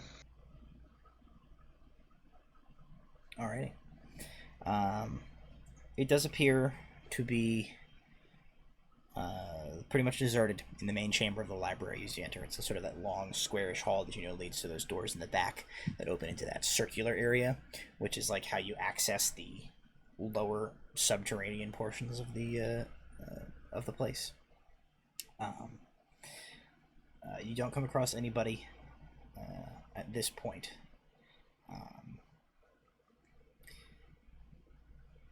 All right. My investigation check was a 20, not natural. Alar, you see a place where about 3/4 of the way down the main hallway here, the main hall, where all of the kind of independent reading tables and stuff are set out. There is a spot where there is a table and a couple of chairs that are knocked askew, almost as if there was a very brief scuffle right there, and somebody bumped a table and a chair fell over, and nobody kind of bothered to set it quite right. Oh, Nuala, you must be coming too. This way. The back door leading into that secondary interior portion of the hallway is sealed. As you guys kind of move in that direction, Alar, you hear under his breath Tori and Adrian mutter something, and then follows along behind you guys. Guess perception to try and catch what he said. Sure. 21. You are fairly certain that he muttered the incantation for detect magic. Okay. When I get to the door to the second area, I'm going to make a quick check to see if it's trapped. Sure. Go ahead and roll an investigation.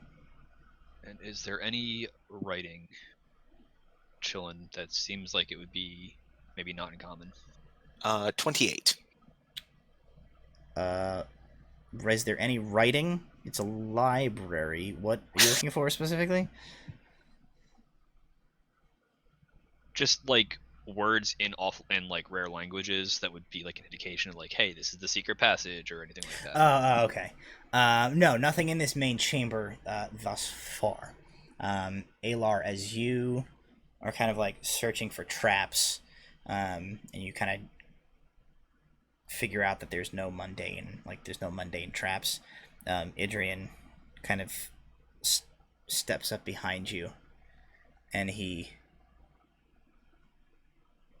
makes this gesture kind of along the top of the door, and he mutters, "Alarm spell."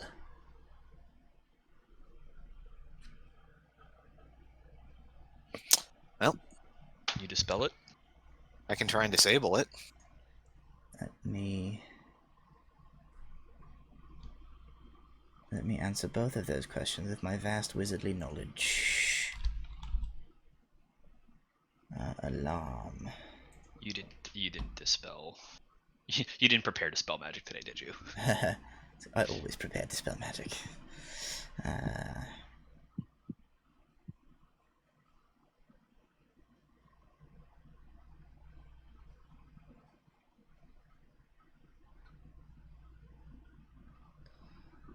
I think it does need to be dispelled. Let me just see. Shit.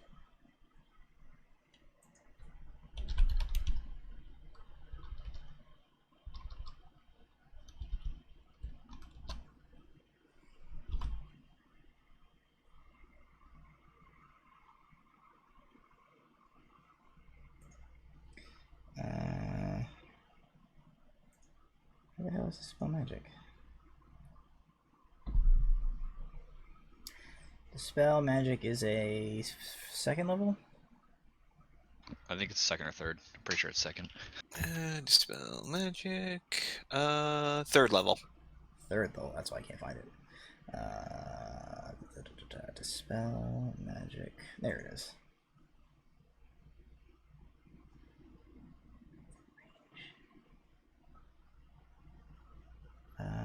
Okay, so I don't have to see it. Okay, yes, he can. He dispels. He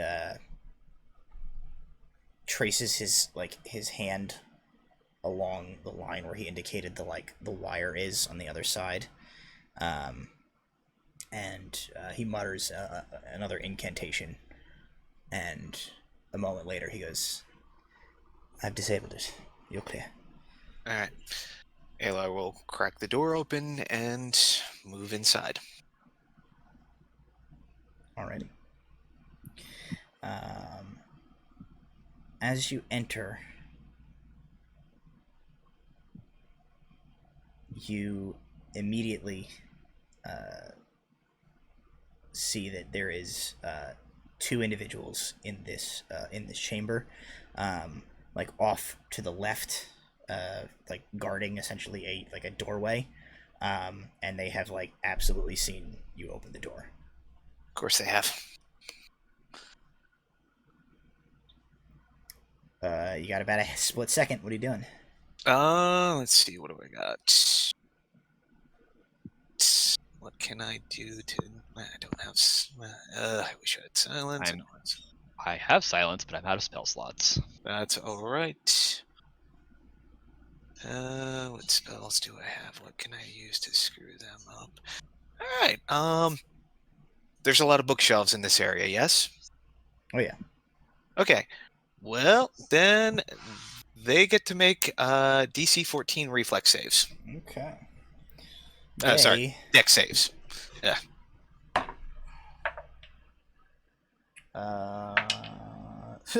They both roll a 4. They fail. Okay. I see them. They see me. I throw out a hand, and suddenly there's a whole crapload of web. Okay.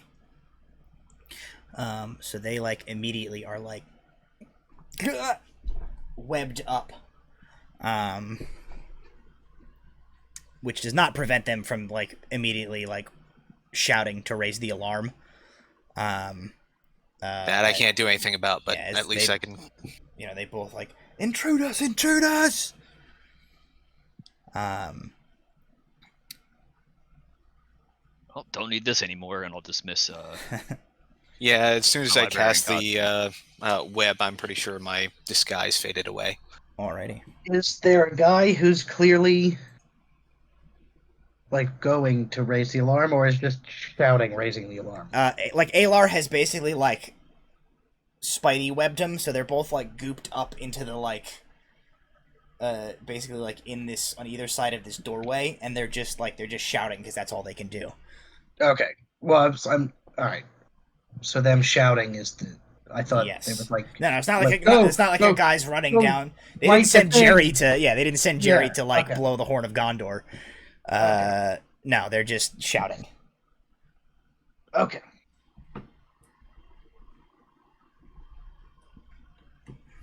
Are we? Well, I guess we're not in combat, right? We're about to be.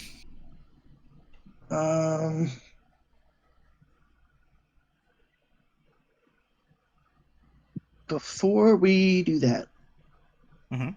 if possible, Sure. I would like to cast on, I guess, whichever guy is being the loudest. Crown of Madness. Okay. So he's gonna make a Wisdom save, I think. Alrighty. He rolls a 14. That's. Well, I think that just makes it. Okay. Why don't we have everybody roll initiative, and then we'll just use that initiative for the rest of the night. Okay. 'Cause we're gonna be sort 14. of in a pseudo combat. 19. 8. Brom and Torian. Torian's initiative. Torian is on initiative 9.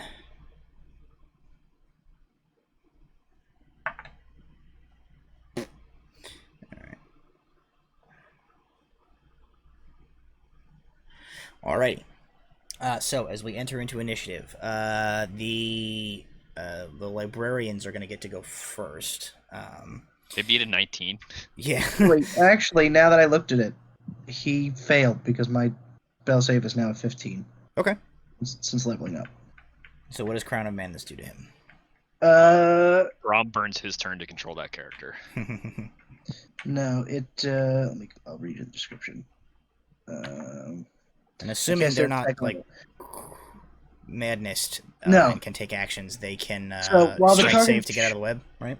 While the target is charmed in this way, a twisted crown of jagged iron appears on its head, and a madness glows in its eyes. Mm-hmm. And the charmed target must use its action before moving on each turn to make a melee attack against a creature other than itself you mentally choose. Okay. Then, after that, on its subsequent turns, it can make the save throw again at the end of its turn. Okay. And I have to use my turn to control. Alrighty. They're just gonna kick Then the shit out of each other, it is basically. their turn. So, on their turn, what is the condition applied by web? The Restrained? condition. Yes. Okay. And that they're able to attempt to break free, I assume? Yes, they can use their action. Okay. One of them, the one who didn't get Crown of Madness, rolls a 17. Okay, that if it's a strength check against a spell save DC of 14, so Yes, if they okay. succeed, they are no longer restrained. So he rips himself free and takes off down the hall. Yeah. And then the Crown of Madness one, Russell, you said he has to make some kind of a save on his turn before doing something? He, at the end of his turn, he can make the save to break the spell. On my turn, Okay. that's when I control him. He failed to break out of his web, and then the save against the I rolled an 18, so it doesn't really matter what it is. So he'll break free of the madness. Cool. Didn't get to do anything. But he is still. I mean, stuck. technically, he should have tried to attack if he was able, but He was not in he was never in range of anybody to attack anybody. Which does bring us to Walter. So there is one guy webbed. There is one guy running down the hallway about 50 feet away for you, like heading for what you know to be like a set of stairs down. how far from the stairs is he? 10, 15 feet. Great. He's going really fast down those stairs as I Eldritch Blast him in the back twice. Sure. Okay. I rolled a hit. All right, we are going to Eldritch Blast. Doot doot. That's a nat 1. So Okay. 7 and... Are you serious? An 8. Ooh, nope. That 1 and that 2, so... Double miss. So unfortunately, he does not go flying down the stairs to his death. Boo. 2 Eldritch Blasts, like, into the, like, the wall and the ceiling on either side of him. Anything else? I mean, just use my movement to try to get as close as I can to him. Okay. Um, As Walter begins to give chase, Alar. Let me see. Is dismissing a spell a bonus action or an action? it's a free action. Okay, You can just then stop concentrating on a spell. as I'm moving up, the gentleman who was webbed suddenly isn't, and then I'm going to try and stab him. All right. Let's see. You were webbed and now you're stabbed. I hope he's stabbed. Let's find out if he's stabbed. I I have cast a plan for the other guy. Oh yeah, he's I definitely cast stabbed. That's a stab, 25 to hit. Oh, yeah. And sorry, I should have said this at the beginning. I am casting at this point, since it's obvious that there's yelling, there's screaming, the time for silence has ended. I cast Booming Blade. Alrighty. So that plus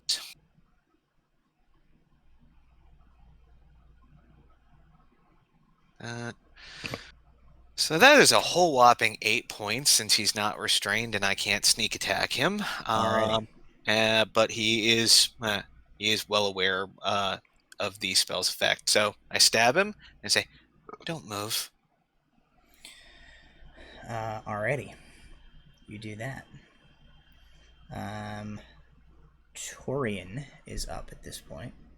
Alar, there's kind of like a whoosh as Torian like sprints past you.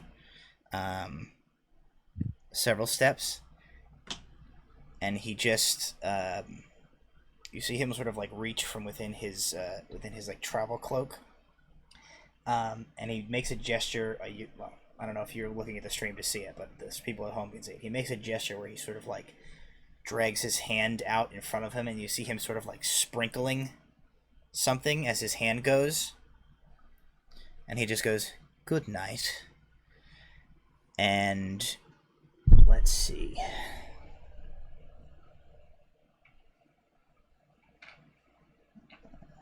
Did he just cast sleep on the room?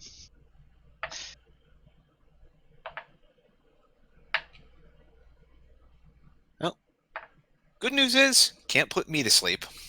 He did not cast it on you guys. He cast it like down the hall. The dude who got away from Walter and is like running, basically like mid-step, just like face plants on the ground and hits the ground like unconscious, and is like he just put to sleep. That is all he's gonna do for his turn, which brings us to Brahm. So there is a stabbed guy next to Alar who is like staying very still. As Alar just warned him about what happens if he moves, and then there is a dude just like snooze city on the floor, about 30 feet from you down the hallway. Okay. Well, what I had planned was to stop that guy, but since he's now facing the concrete, he's and stopped. How far away down the hallway did he get? He's like 30-ish feet from you. Okay, I'll head down to that guy just to like drag his asleepness back to Okay. the other guy. You are able to do that. Well, you're able to get down there and like prepare to do that, because it'll take your or I guess you can start coming back, because you can get 30 feet down, and then if you're gonna like quote unquote dash, you can get like 15 back. Because to drag him with you, it slows you down. All right, so you start like dragging this unconscious guy back in the direction of the others, which brings us back to the bad guys, and the one that you stabbed with booming blade, Alar, is he's not gonna do anything. He just stays very still. And he's kind of like looking down the hallway, and he looks back to you, and he just sort of shakes his head. He says, You're already too late. That is the worst possible thing you could have told me. Walter, it is your turn.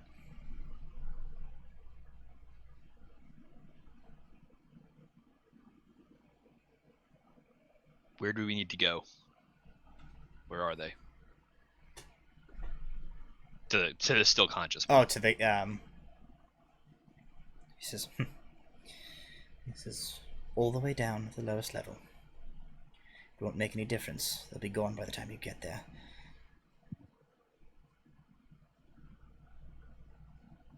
Is there any reason I shouldn't kill you right now? Make an intimidation roll. Actually, you don't need to make a roll. I'll have him make a...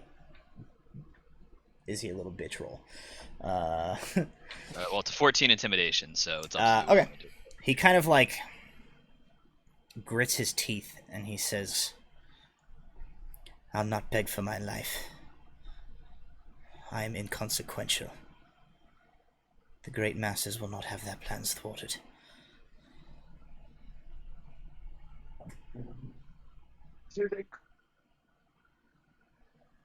Fine. So he'll go to turn around and then shoot him. Dutch double. I'll just blast him. Okay. Roll the hit Like twice. just like turn around, like take a step away, and then just change his mind and just blast him or try Okay. to. Roll the hit twice. Right. Oh, okay, that's a 3 this time. Does not hit. So a 22 to hit is Oh. the second one. Okay, that one will hit. So it was a 9 to hit and then a 22 to hit. Okay. 22. The 22 definitely hits.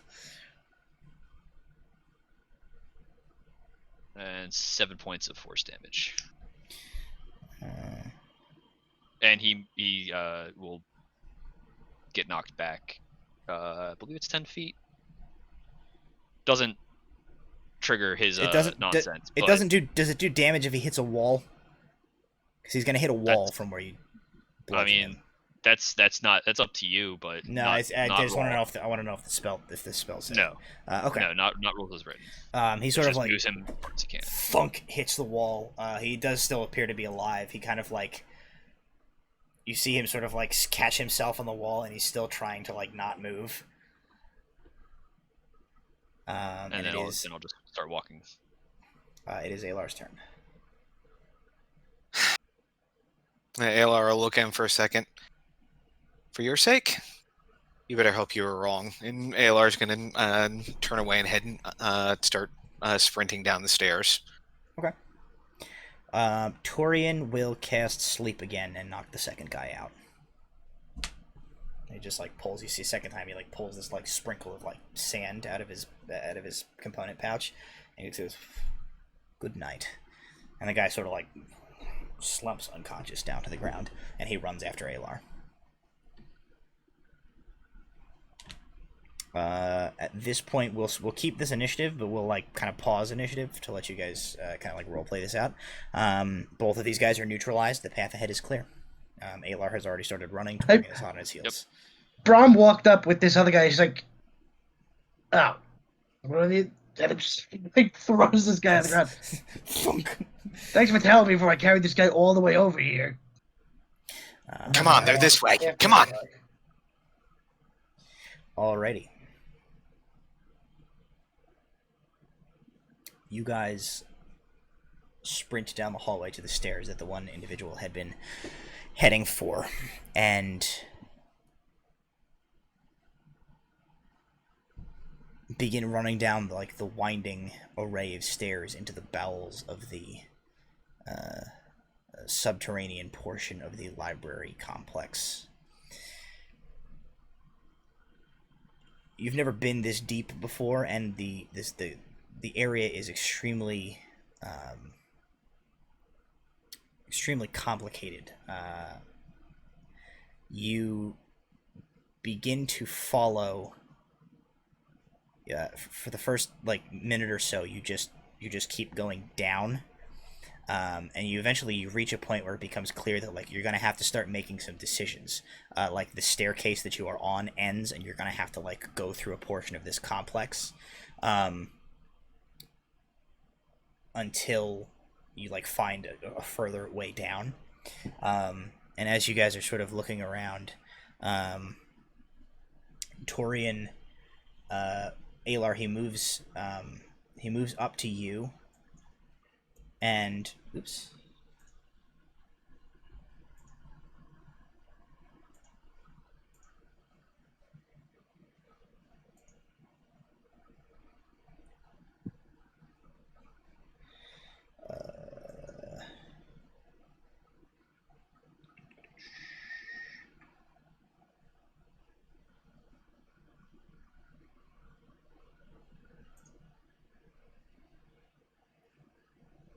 I'm not going to get caught up with what the name of this spell is. I know there's a spell here that does what I wanted to do. Basically, Alar, he walks up to you and does sort of a similar thing to what he did to Walter, where he just takes, instead of his 2 pointer fingers, he takes like his index, thumb, and pointer, and he sort of like kind of just like pokes you in the face with them a little bit, and he says, "Guide." And as he pulls his hand away, you like turn, and everything almost seems like it's in slow motion, and you just like instinctively know as you begin to move again. You come up on like a hallway, like flies up on your left, and you just know like that's the way, and you just turn, and you're not even thinking, you're just following your instinct just through this maze like labyrinth of corridors and shelved areas and archive rooms, and Walter and Brahm, as he like takes off running, Idrian just sort of like pushes at both of you and then begins running himself and says, "Follow him." And you proceed like this. Go ahead. Alar thinks to himself, "I have got to learn this trick." You begin to just sprint, instantly knowing what the right path is, what the right direction, what the right turn is. Every time you come across an option, you automatically just your gut tells you which way to go. You find your way to a second like multi-level set of stairs that brings you down even further. And after about 10 minutes of like rushing around through this terribly designed maze of corridors and archives, you reach what you are fairly certain is like the bottom of the facility. There's like one stone hallway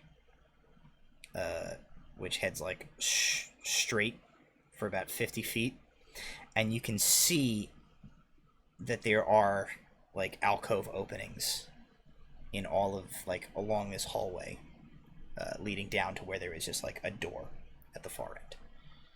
All right, I will head down the hallway and trust this magic to point me either at the alcove or stop at the door. Okay.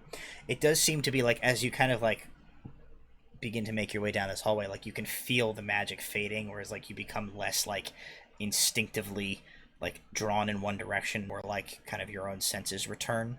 But it becomes pretty apparent as you move down this hallway, like none of these alcoves really like, they don't lead off anywhere. They're just like 10 by 15 foot little rooms that are filled with like rolls, like scrolls and rolls of parchment.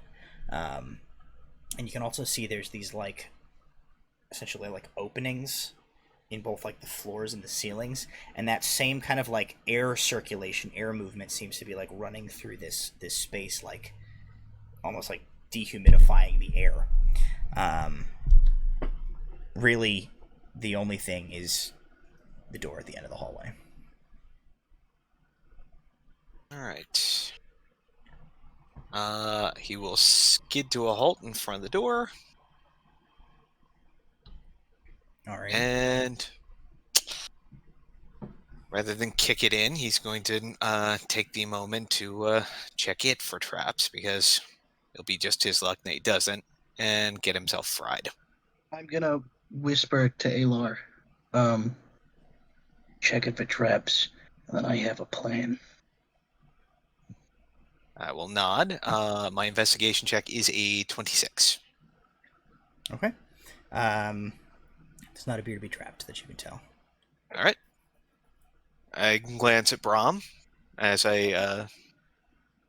I would gesture for everybody to like take a step back from the door. Okay. I will take a step back and draw a hand crossbow. And then I'm going to gesture, cover your ears All right. to everyone. Cover our ears. Covered the ears. I'm going to take out the music box that I got from the dwarf.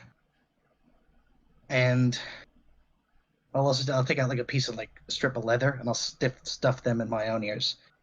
And I'm going to open the door like slightly and see if I can see anything. Sure. You open the door and you peek your head in. And what you see is that the space beyond is kind of a spacious chamber. It is still filled with a large quantity of bookshelves and like scroll shelves and stacks of papers and things like that. You do see there is a space about halfway down where a bunch of like bookshelves have been sort of like pushed almost like haphazardly clear of an area to open like a big wide open space. And then like a lot of the books and the things that were on the shelves like kind of fell to the floor and were similarly just like brushed aside. And what you see is about 20 individuals in this space. Okay. They are, most of them are wearing like the brown robes of the archivists. Most of them are also wearing these like stylized masks that look like the face of a dragon. You also see, standing among them, unbound and conscious, are both Nuala and Fijit. How far into the room is everybody standing? So from where you are, they're probably like 60 feet in. Okay. Is there a reasonable amount of hiding cover before I get to the people? Like, can I feasibly sneak in this room? I have, if you guys want to do it, I do actually have a tabletop simulator map of this. We don't have to. It's okay. Does anybody have? Because I can't. Once I used it already, I can't use it again. Does anybody else have the ability to cast invisibility at the moment?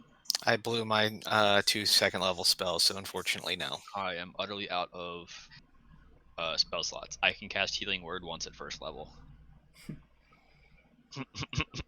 Okay. We're going for the total fucking approach then. You want to blast? No, I am going to. Out the middle. I am going to simultaneously going to essentially shoulder run through the door Mm-hmm. and start booking it towards like the center of people. I'm going to take the little shred of thing, open the music box, tie it open, and when I get close enough, essentially slide it into the group of dudes. Make a... No, there's not really anything to make for this. He is basically curling. So I Essentially think that's sliding a grenade into the room. Well, it's like curling. So an athletics That's check bowling. makes sense. Bowling with a box. here's the thing. Or if there's a way I could feasibly toss it into them without like it breaking. Well, here's the thing. Here's what happens. I'm just trying to get. You fling the door open and you run face first into some sort of an invisible barrier that just breaks your nose and Awesome. and like crushes the music box in your hand and like knocks you backwards to the ground. And like 20 heads go in the direction where the four of you are just standing in the doorway. And both Nuala and Kel like look and see you guys. Kel turns. Nuala and Fidget. Sorry, Fidget and Nuala. I was gonna say it's a very different story. Fidget. No, Fidget and Nuala. Fidget turns towards one of the individuals with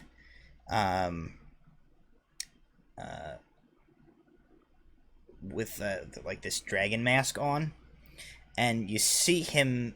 He says something. He's too far away for you to hear it. The other individual like nods and gestures at one of the other cultists, who immediately brings his hands up and begins to cast a spell.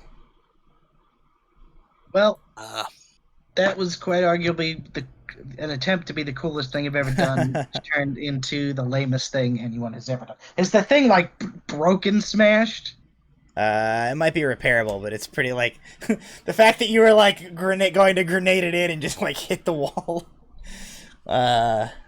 did kind of a number on it.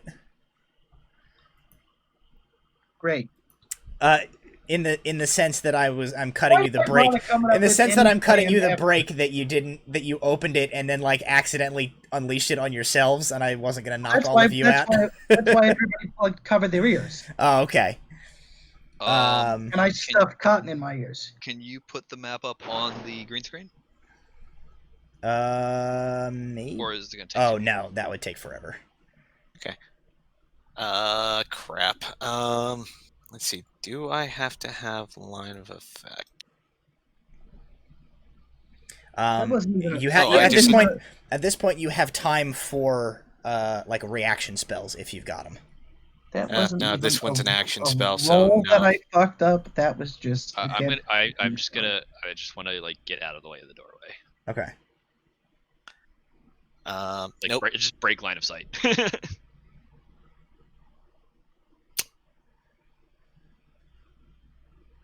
Man, if only I hadn't used invisibility for no purpose earlier. Yeah, well. A lot better. Is Blinky still with us? Yeah, I assume so.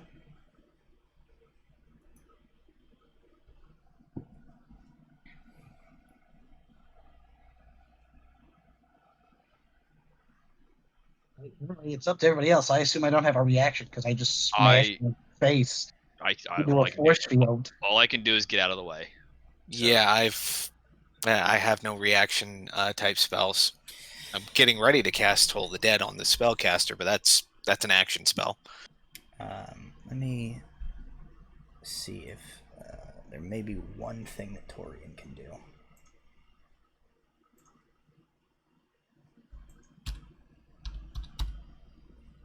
Does he have counterspell? That's what I'm checking.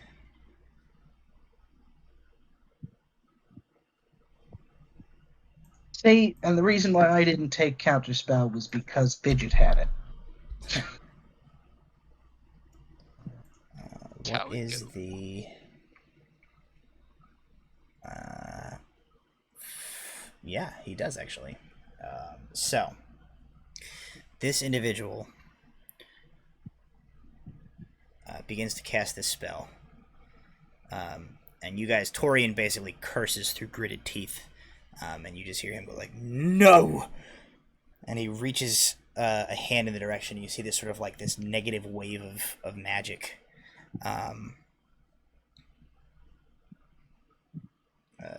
emanates from him.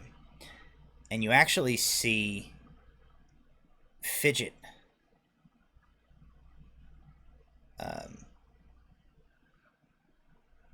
pulls like his sort of like his shawl off of his shoulder and kind of like whips it through the air, and like a ripple of magic comes off of it as Fidget counterspells Torian's counterspell.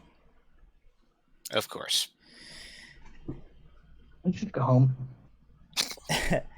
And as this counterspell is counterspelled, the librarian with the dragon mask completes his spell, and you recognize a teleportation. and 6 of the cultists, including the one that cast the spell, and Fijit and Nuala, disappear. And the last thing you can glimpse as they like vanish is Nuala kind of turns and looks at you guys with sort of like a baleful expression on her face, and she starts to mouth what looks like it might be "I'm sorry," and then all of this group disappears, leaving you in the room with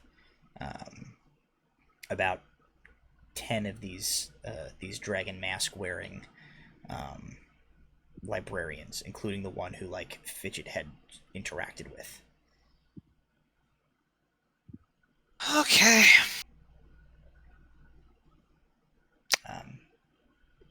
Idrian, like for his part, basically just starts like pounding on the wall of force that's like keeping you out of this room, and like entirely loses it. He's just like screaming and like bashing against this wall.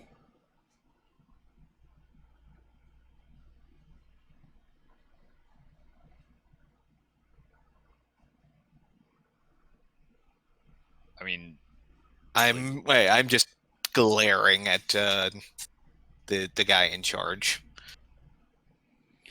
The one that. Okay. The group of these individuals inside here begin to move and kind of like take up positions. The individual in the center sort of sets himself in the middle. After like a few 20 or 30 seconds, Adrian's like stops kind of pounding, and he sort of like backs off a couple of steps. He's like dazed. He looks like completely shell shocked, and he just like puts his back against the wall and just like slides down into like a sitting position on the floor and just like puts his head in his hands. And as he's doing that, there is sort of like a shimmer goes through the air, and the wall of force dissipates as the spell expires. The cultists within preparing to fight you. Then. Never mind, you can have them. What'd you say? all right. I said, all right, never mind, you can have them. I guess it's shovel time. Alrighty. Yep. So the first to react. Shovel time. The first to react are going to be the cultists. They all pull out the librarian masked culty guys all pull out like long knives essentially, and they kind of like take 3/4 cover behind these various bookcases that are kind of strewn throughout the room and wait for you guys to have to advance into them.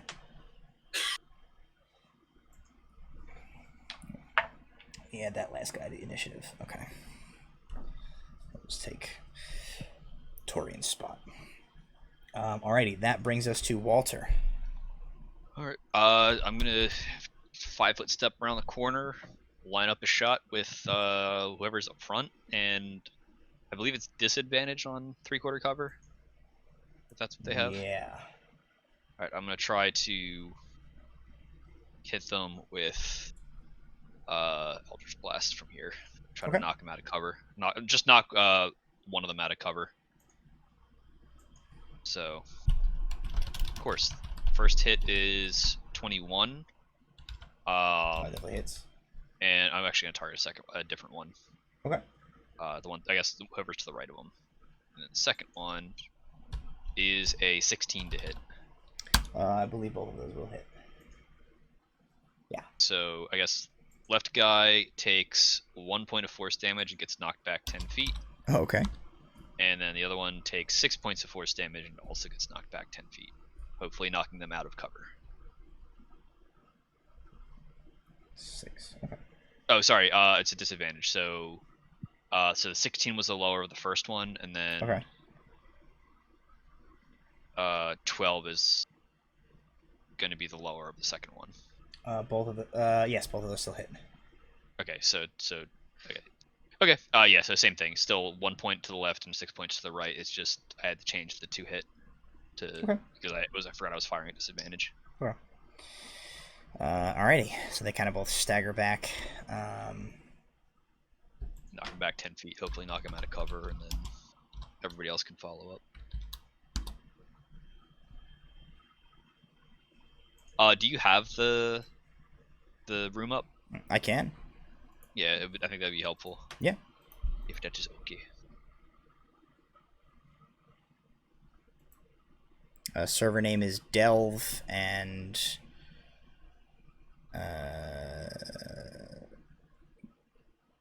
capitalize the first letter of what you think it is for the second word. Okay. For the password, that is. You are not online. I think but it's Twitch. Fine. I think Steam should. I just have to turn off friends to search for it. This is a fancy. Oh crap! I didn't save it. Oh well. I had like a slightly cleaned up version of it, like a fully completed version of this. We're only on the one side here. Okay. We're over here. We're just gonna use this side. Yeah, I had done this before, but it didn't save, and then the server kicked me out. So essentially, this guy is here. We're here. You guys are out here. So here are.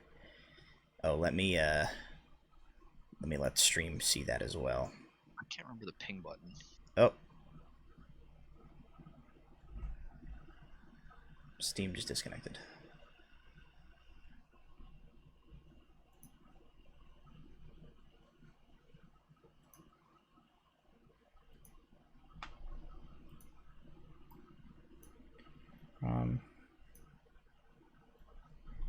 ALR. Come on, Brahmi, let's go. Walter. That could be Torian for now. So I pretty much did one of these.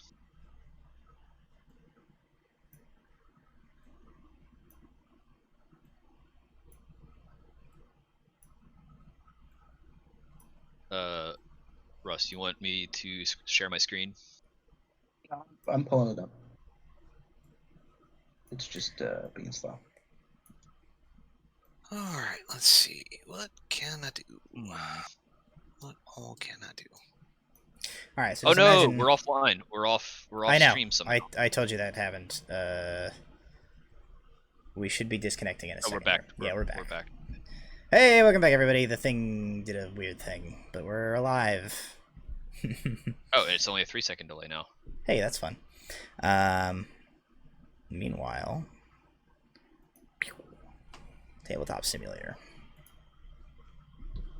So basically, just imagine all of these guys have like 3/4 cover, as I had moved all of these like shelves and tables and stuff into position for them to use earlier, and it didn't save, and I'm not redoing it again now because we it'll have a take 20 Spartacus minutes. situation.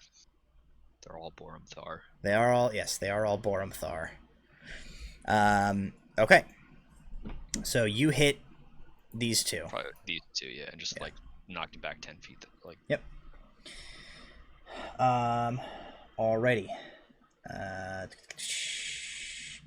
Alar, you are up. This is the this is the guy that Fijit talked to. Alright. Let's see. Am I close enough? Let's see. 5, 10, 15, 20, 25, 30, 35, 40, 45, 50, 50. Close enough? Put yourself like here, by the way. This is like the doorway into this room. This is where you guys should be standing. Alright. Is like over here. Let's see. Same distance. 5, 10, 15, 20, 25, 30, 35, 40, 45, 50, 55. Okay, he's 55 feet away. Let's see. Taking a minion. I got the big guy, minion. Oh, the one that Walter hit with his Eldritch Blast gets to make a will save. Alrighty. Wisdom.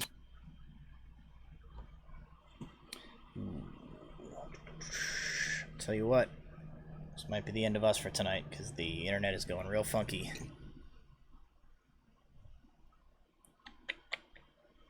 Oh boy. Might be the end of tonight's session. That's what I'm saying. Ladies and gentlemen, we do apologize for our... It's but maybe not the worst thing because my internet's stroking out as well a little bit. I think it might be. Yeah, I don't know. I think it might be It's either Discord. Well, the internet on Switch on Tabletop Simulator is not working great either. We are still live though. We're all. I don't know. I can't tell if we're all sorts of jacked up. What time is it? 9:46. Quarter of Yeah, we might as well. Call an end to tonight's session here as technology stops cooperating with us. As we Sorry, ladies and gentlemen. Right at the beginning of this fight anyway, with Nuala and Fijit teleported away, seemingly willingly. Anyway. Yeah, that's vexing. Oddly enough. So thank you for joining us for the tonight's episode of Requisite. Ooh, I get to say the new title for the first time. Be sure to join us next week when we will either be back with a continued episode of Requisite here or with Lip's Tales from the Loop. He was gonna do that tonight. Our original plan had been basically to continue for the whole month of June to do our sort of Creators of Color signal boost thing and kind of let him kind of get his stuff out there as he kind of prepares to do a lot of he's going to be doing a lot more streaming, and we wanted to sort of help kind of promote him as much as we could. But the poor lad, unfortunately, is dealing with not feeling super well tonight, and we firmly insisted that he, be sure to get rest and chill out and feel better. So if he's feeling better next week, we might complete our Tales from the Loop story arc that we've been doing. Or we might be back for another episode of Requisite. Either way, we will be here Tuesday, 7 p.m. Eastern Standard Time. Or we'll all be dead. Please go to YouTube. Go find us on YouTube. Our YouTube channel is Unstoppable Pigeon.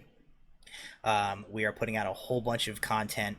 A weekly podcast that we've started doing. My Getting to Know You series. Our...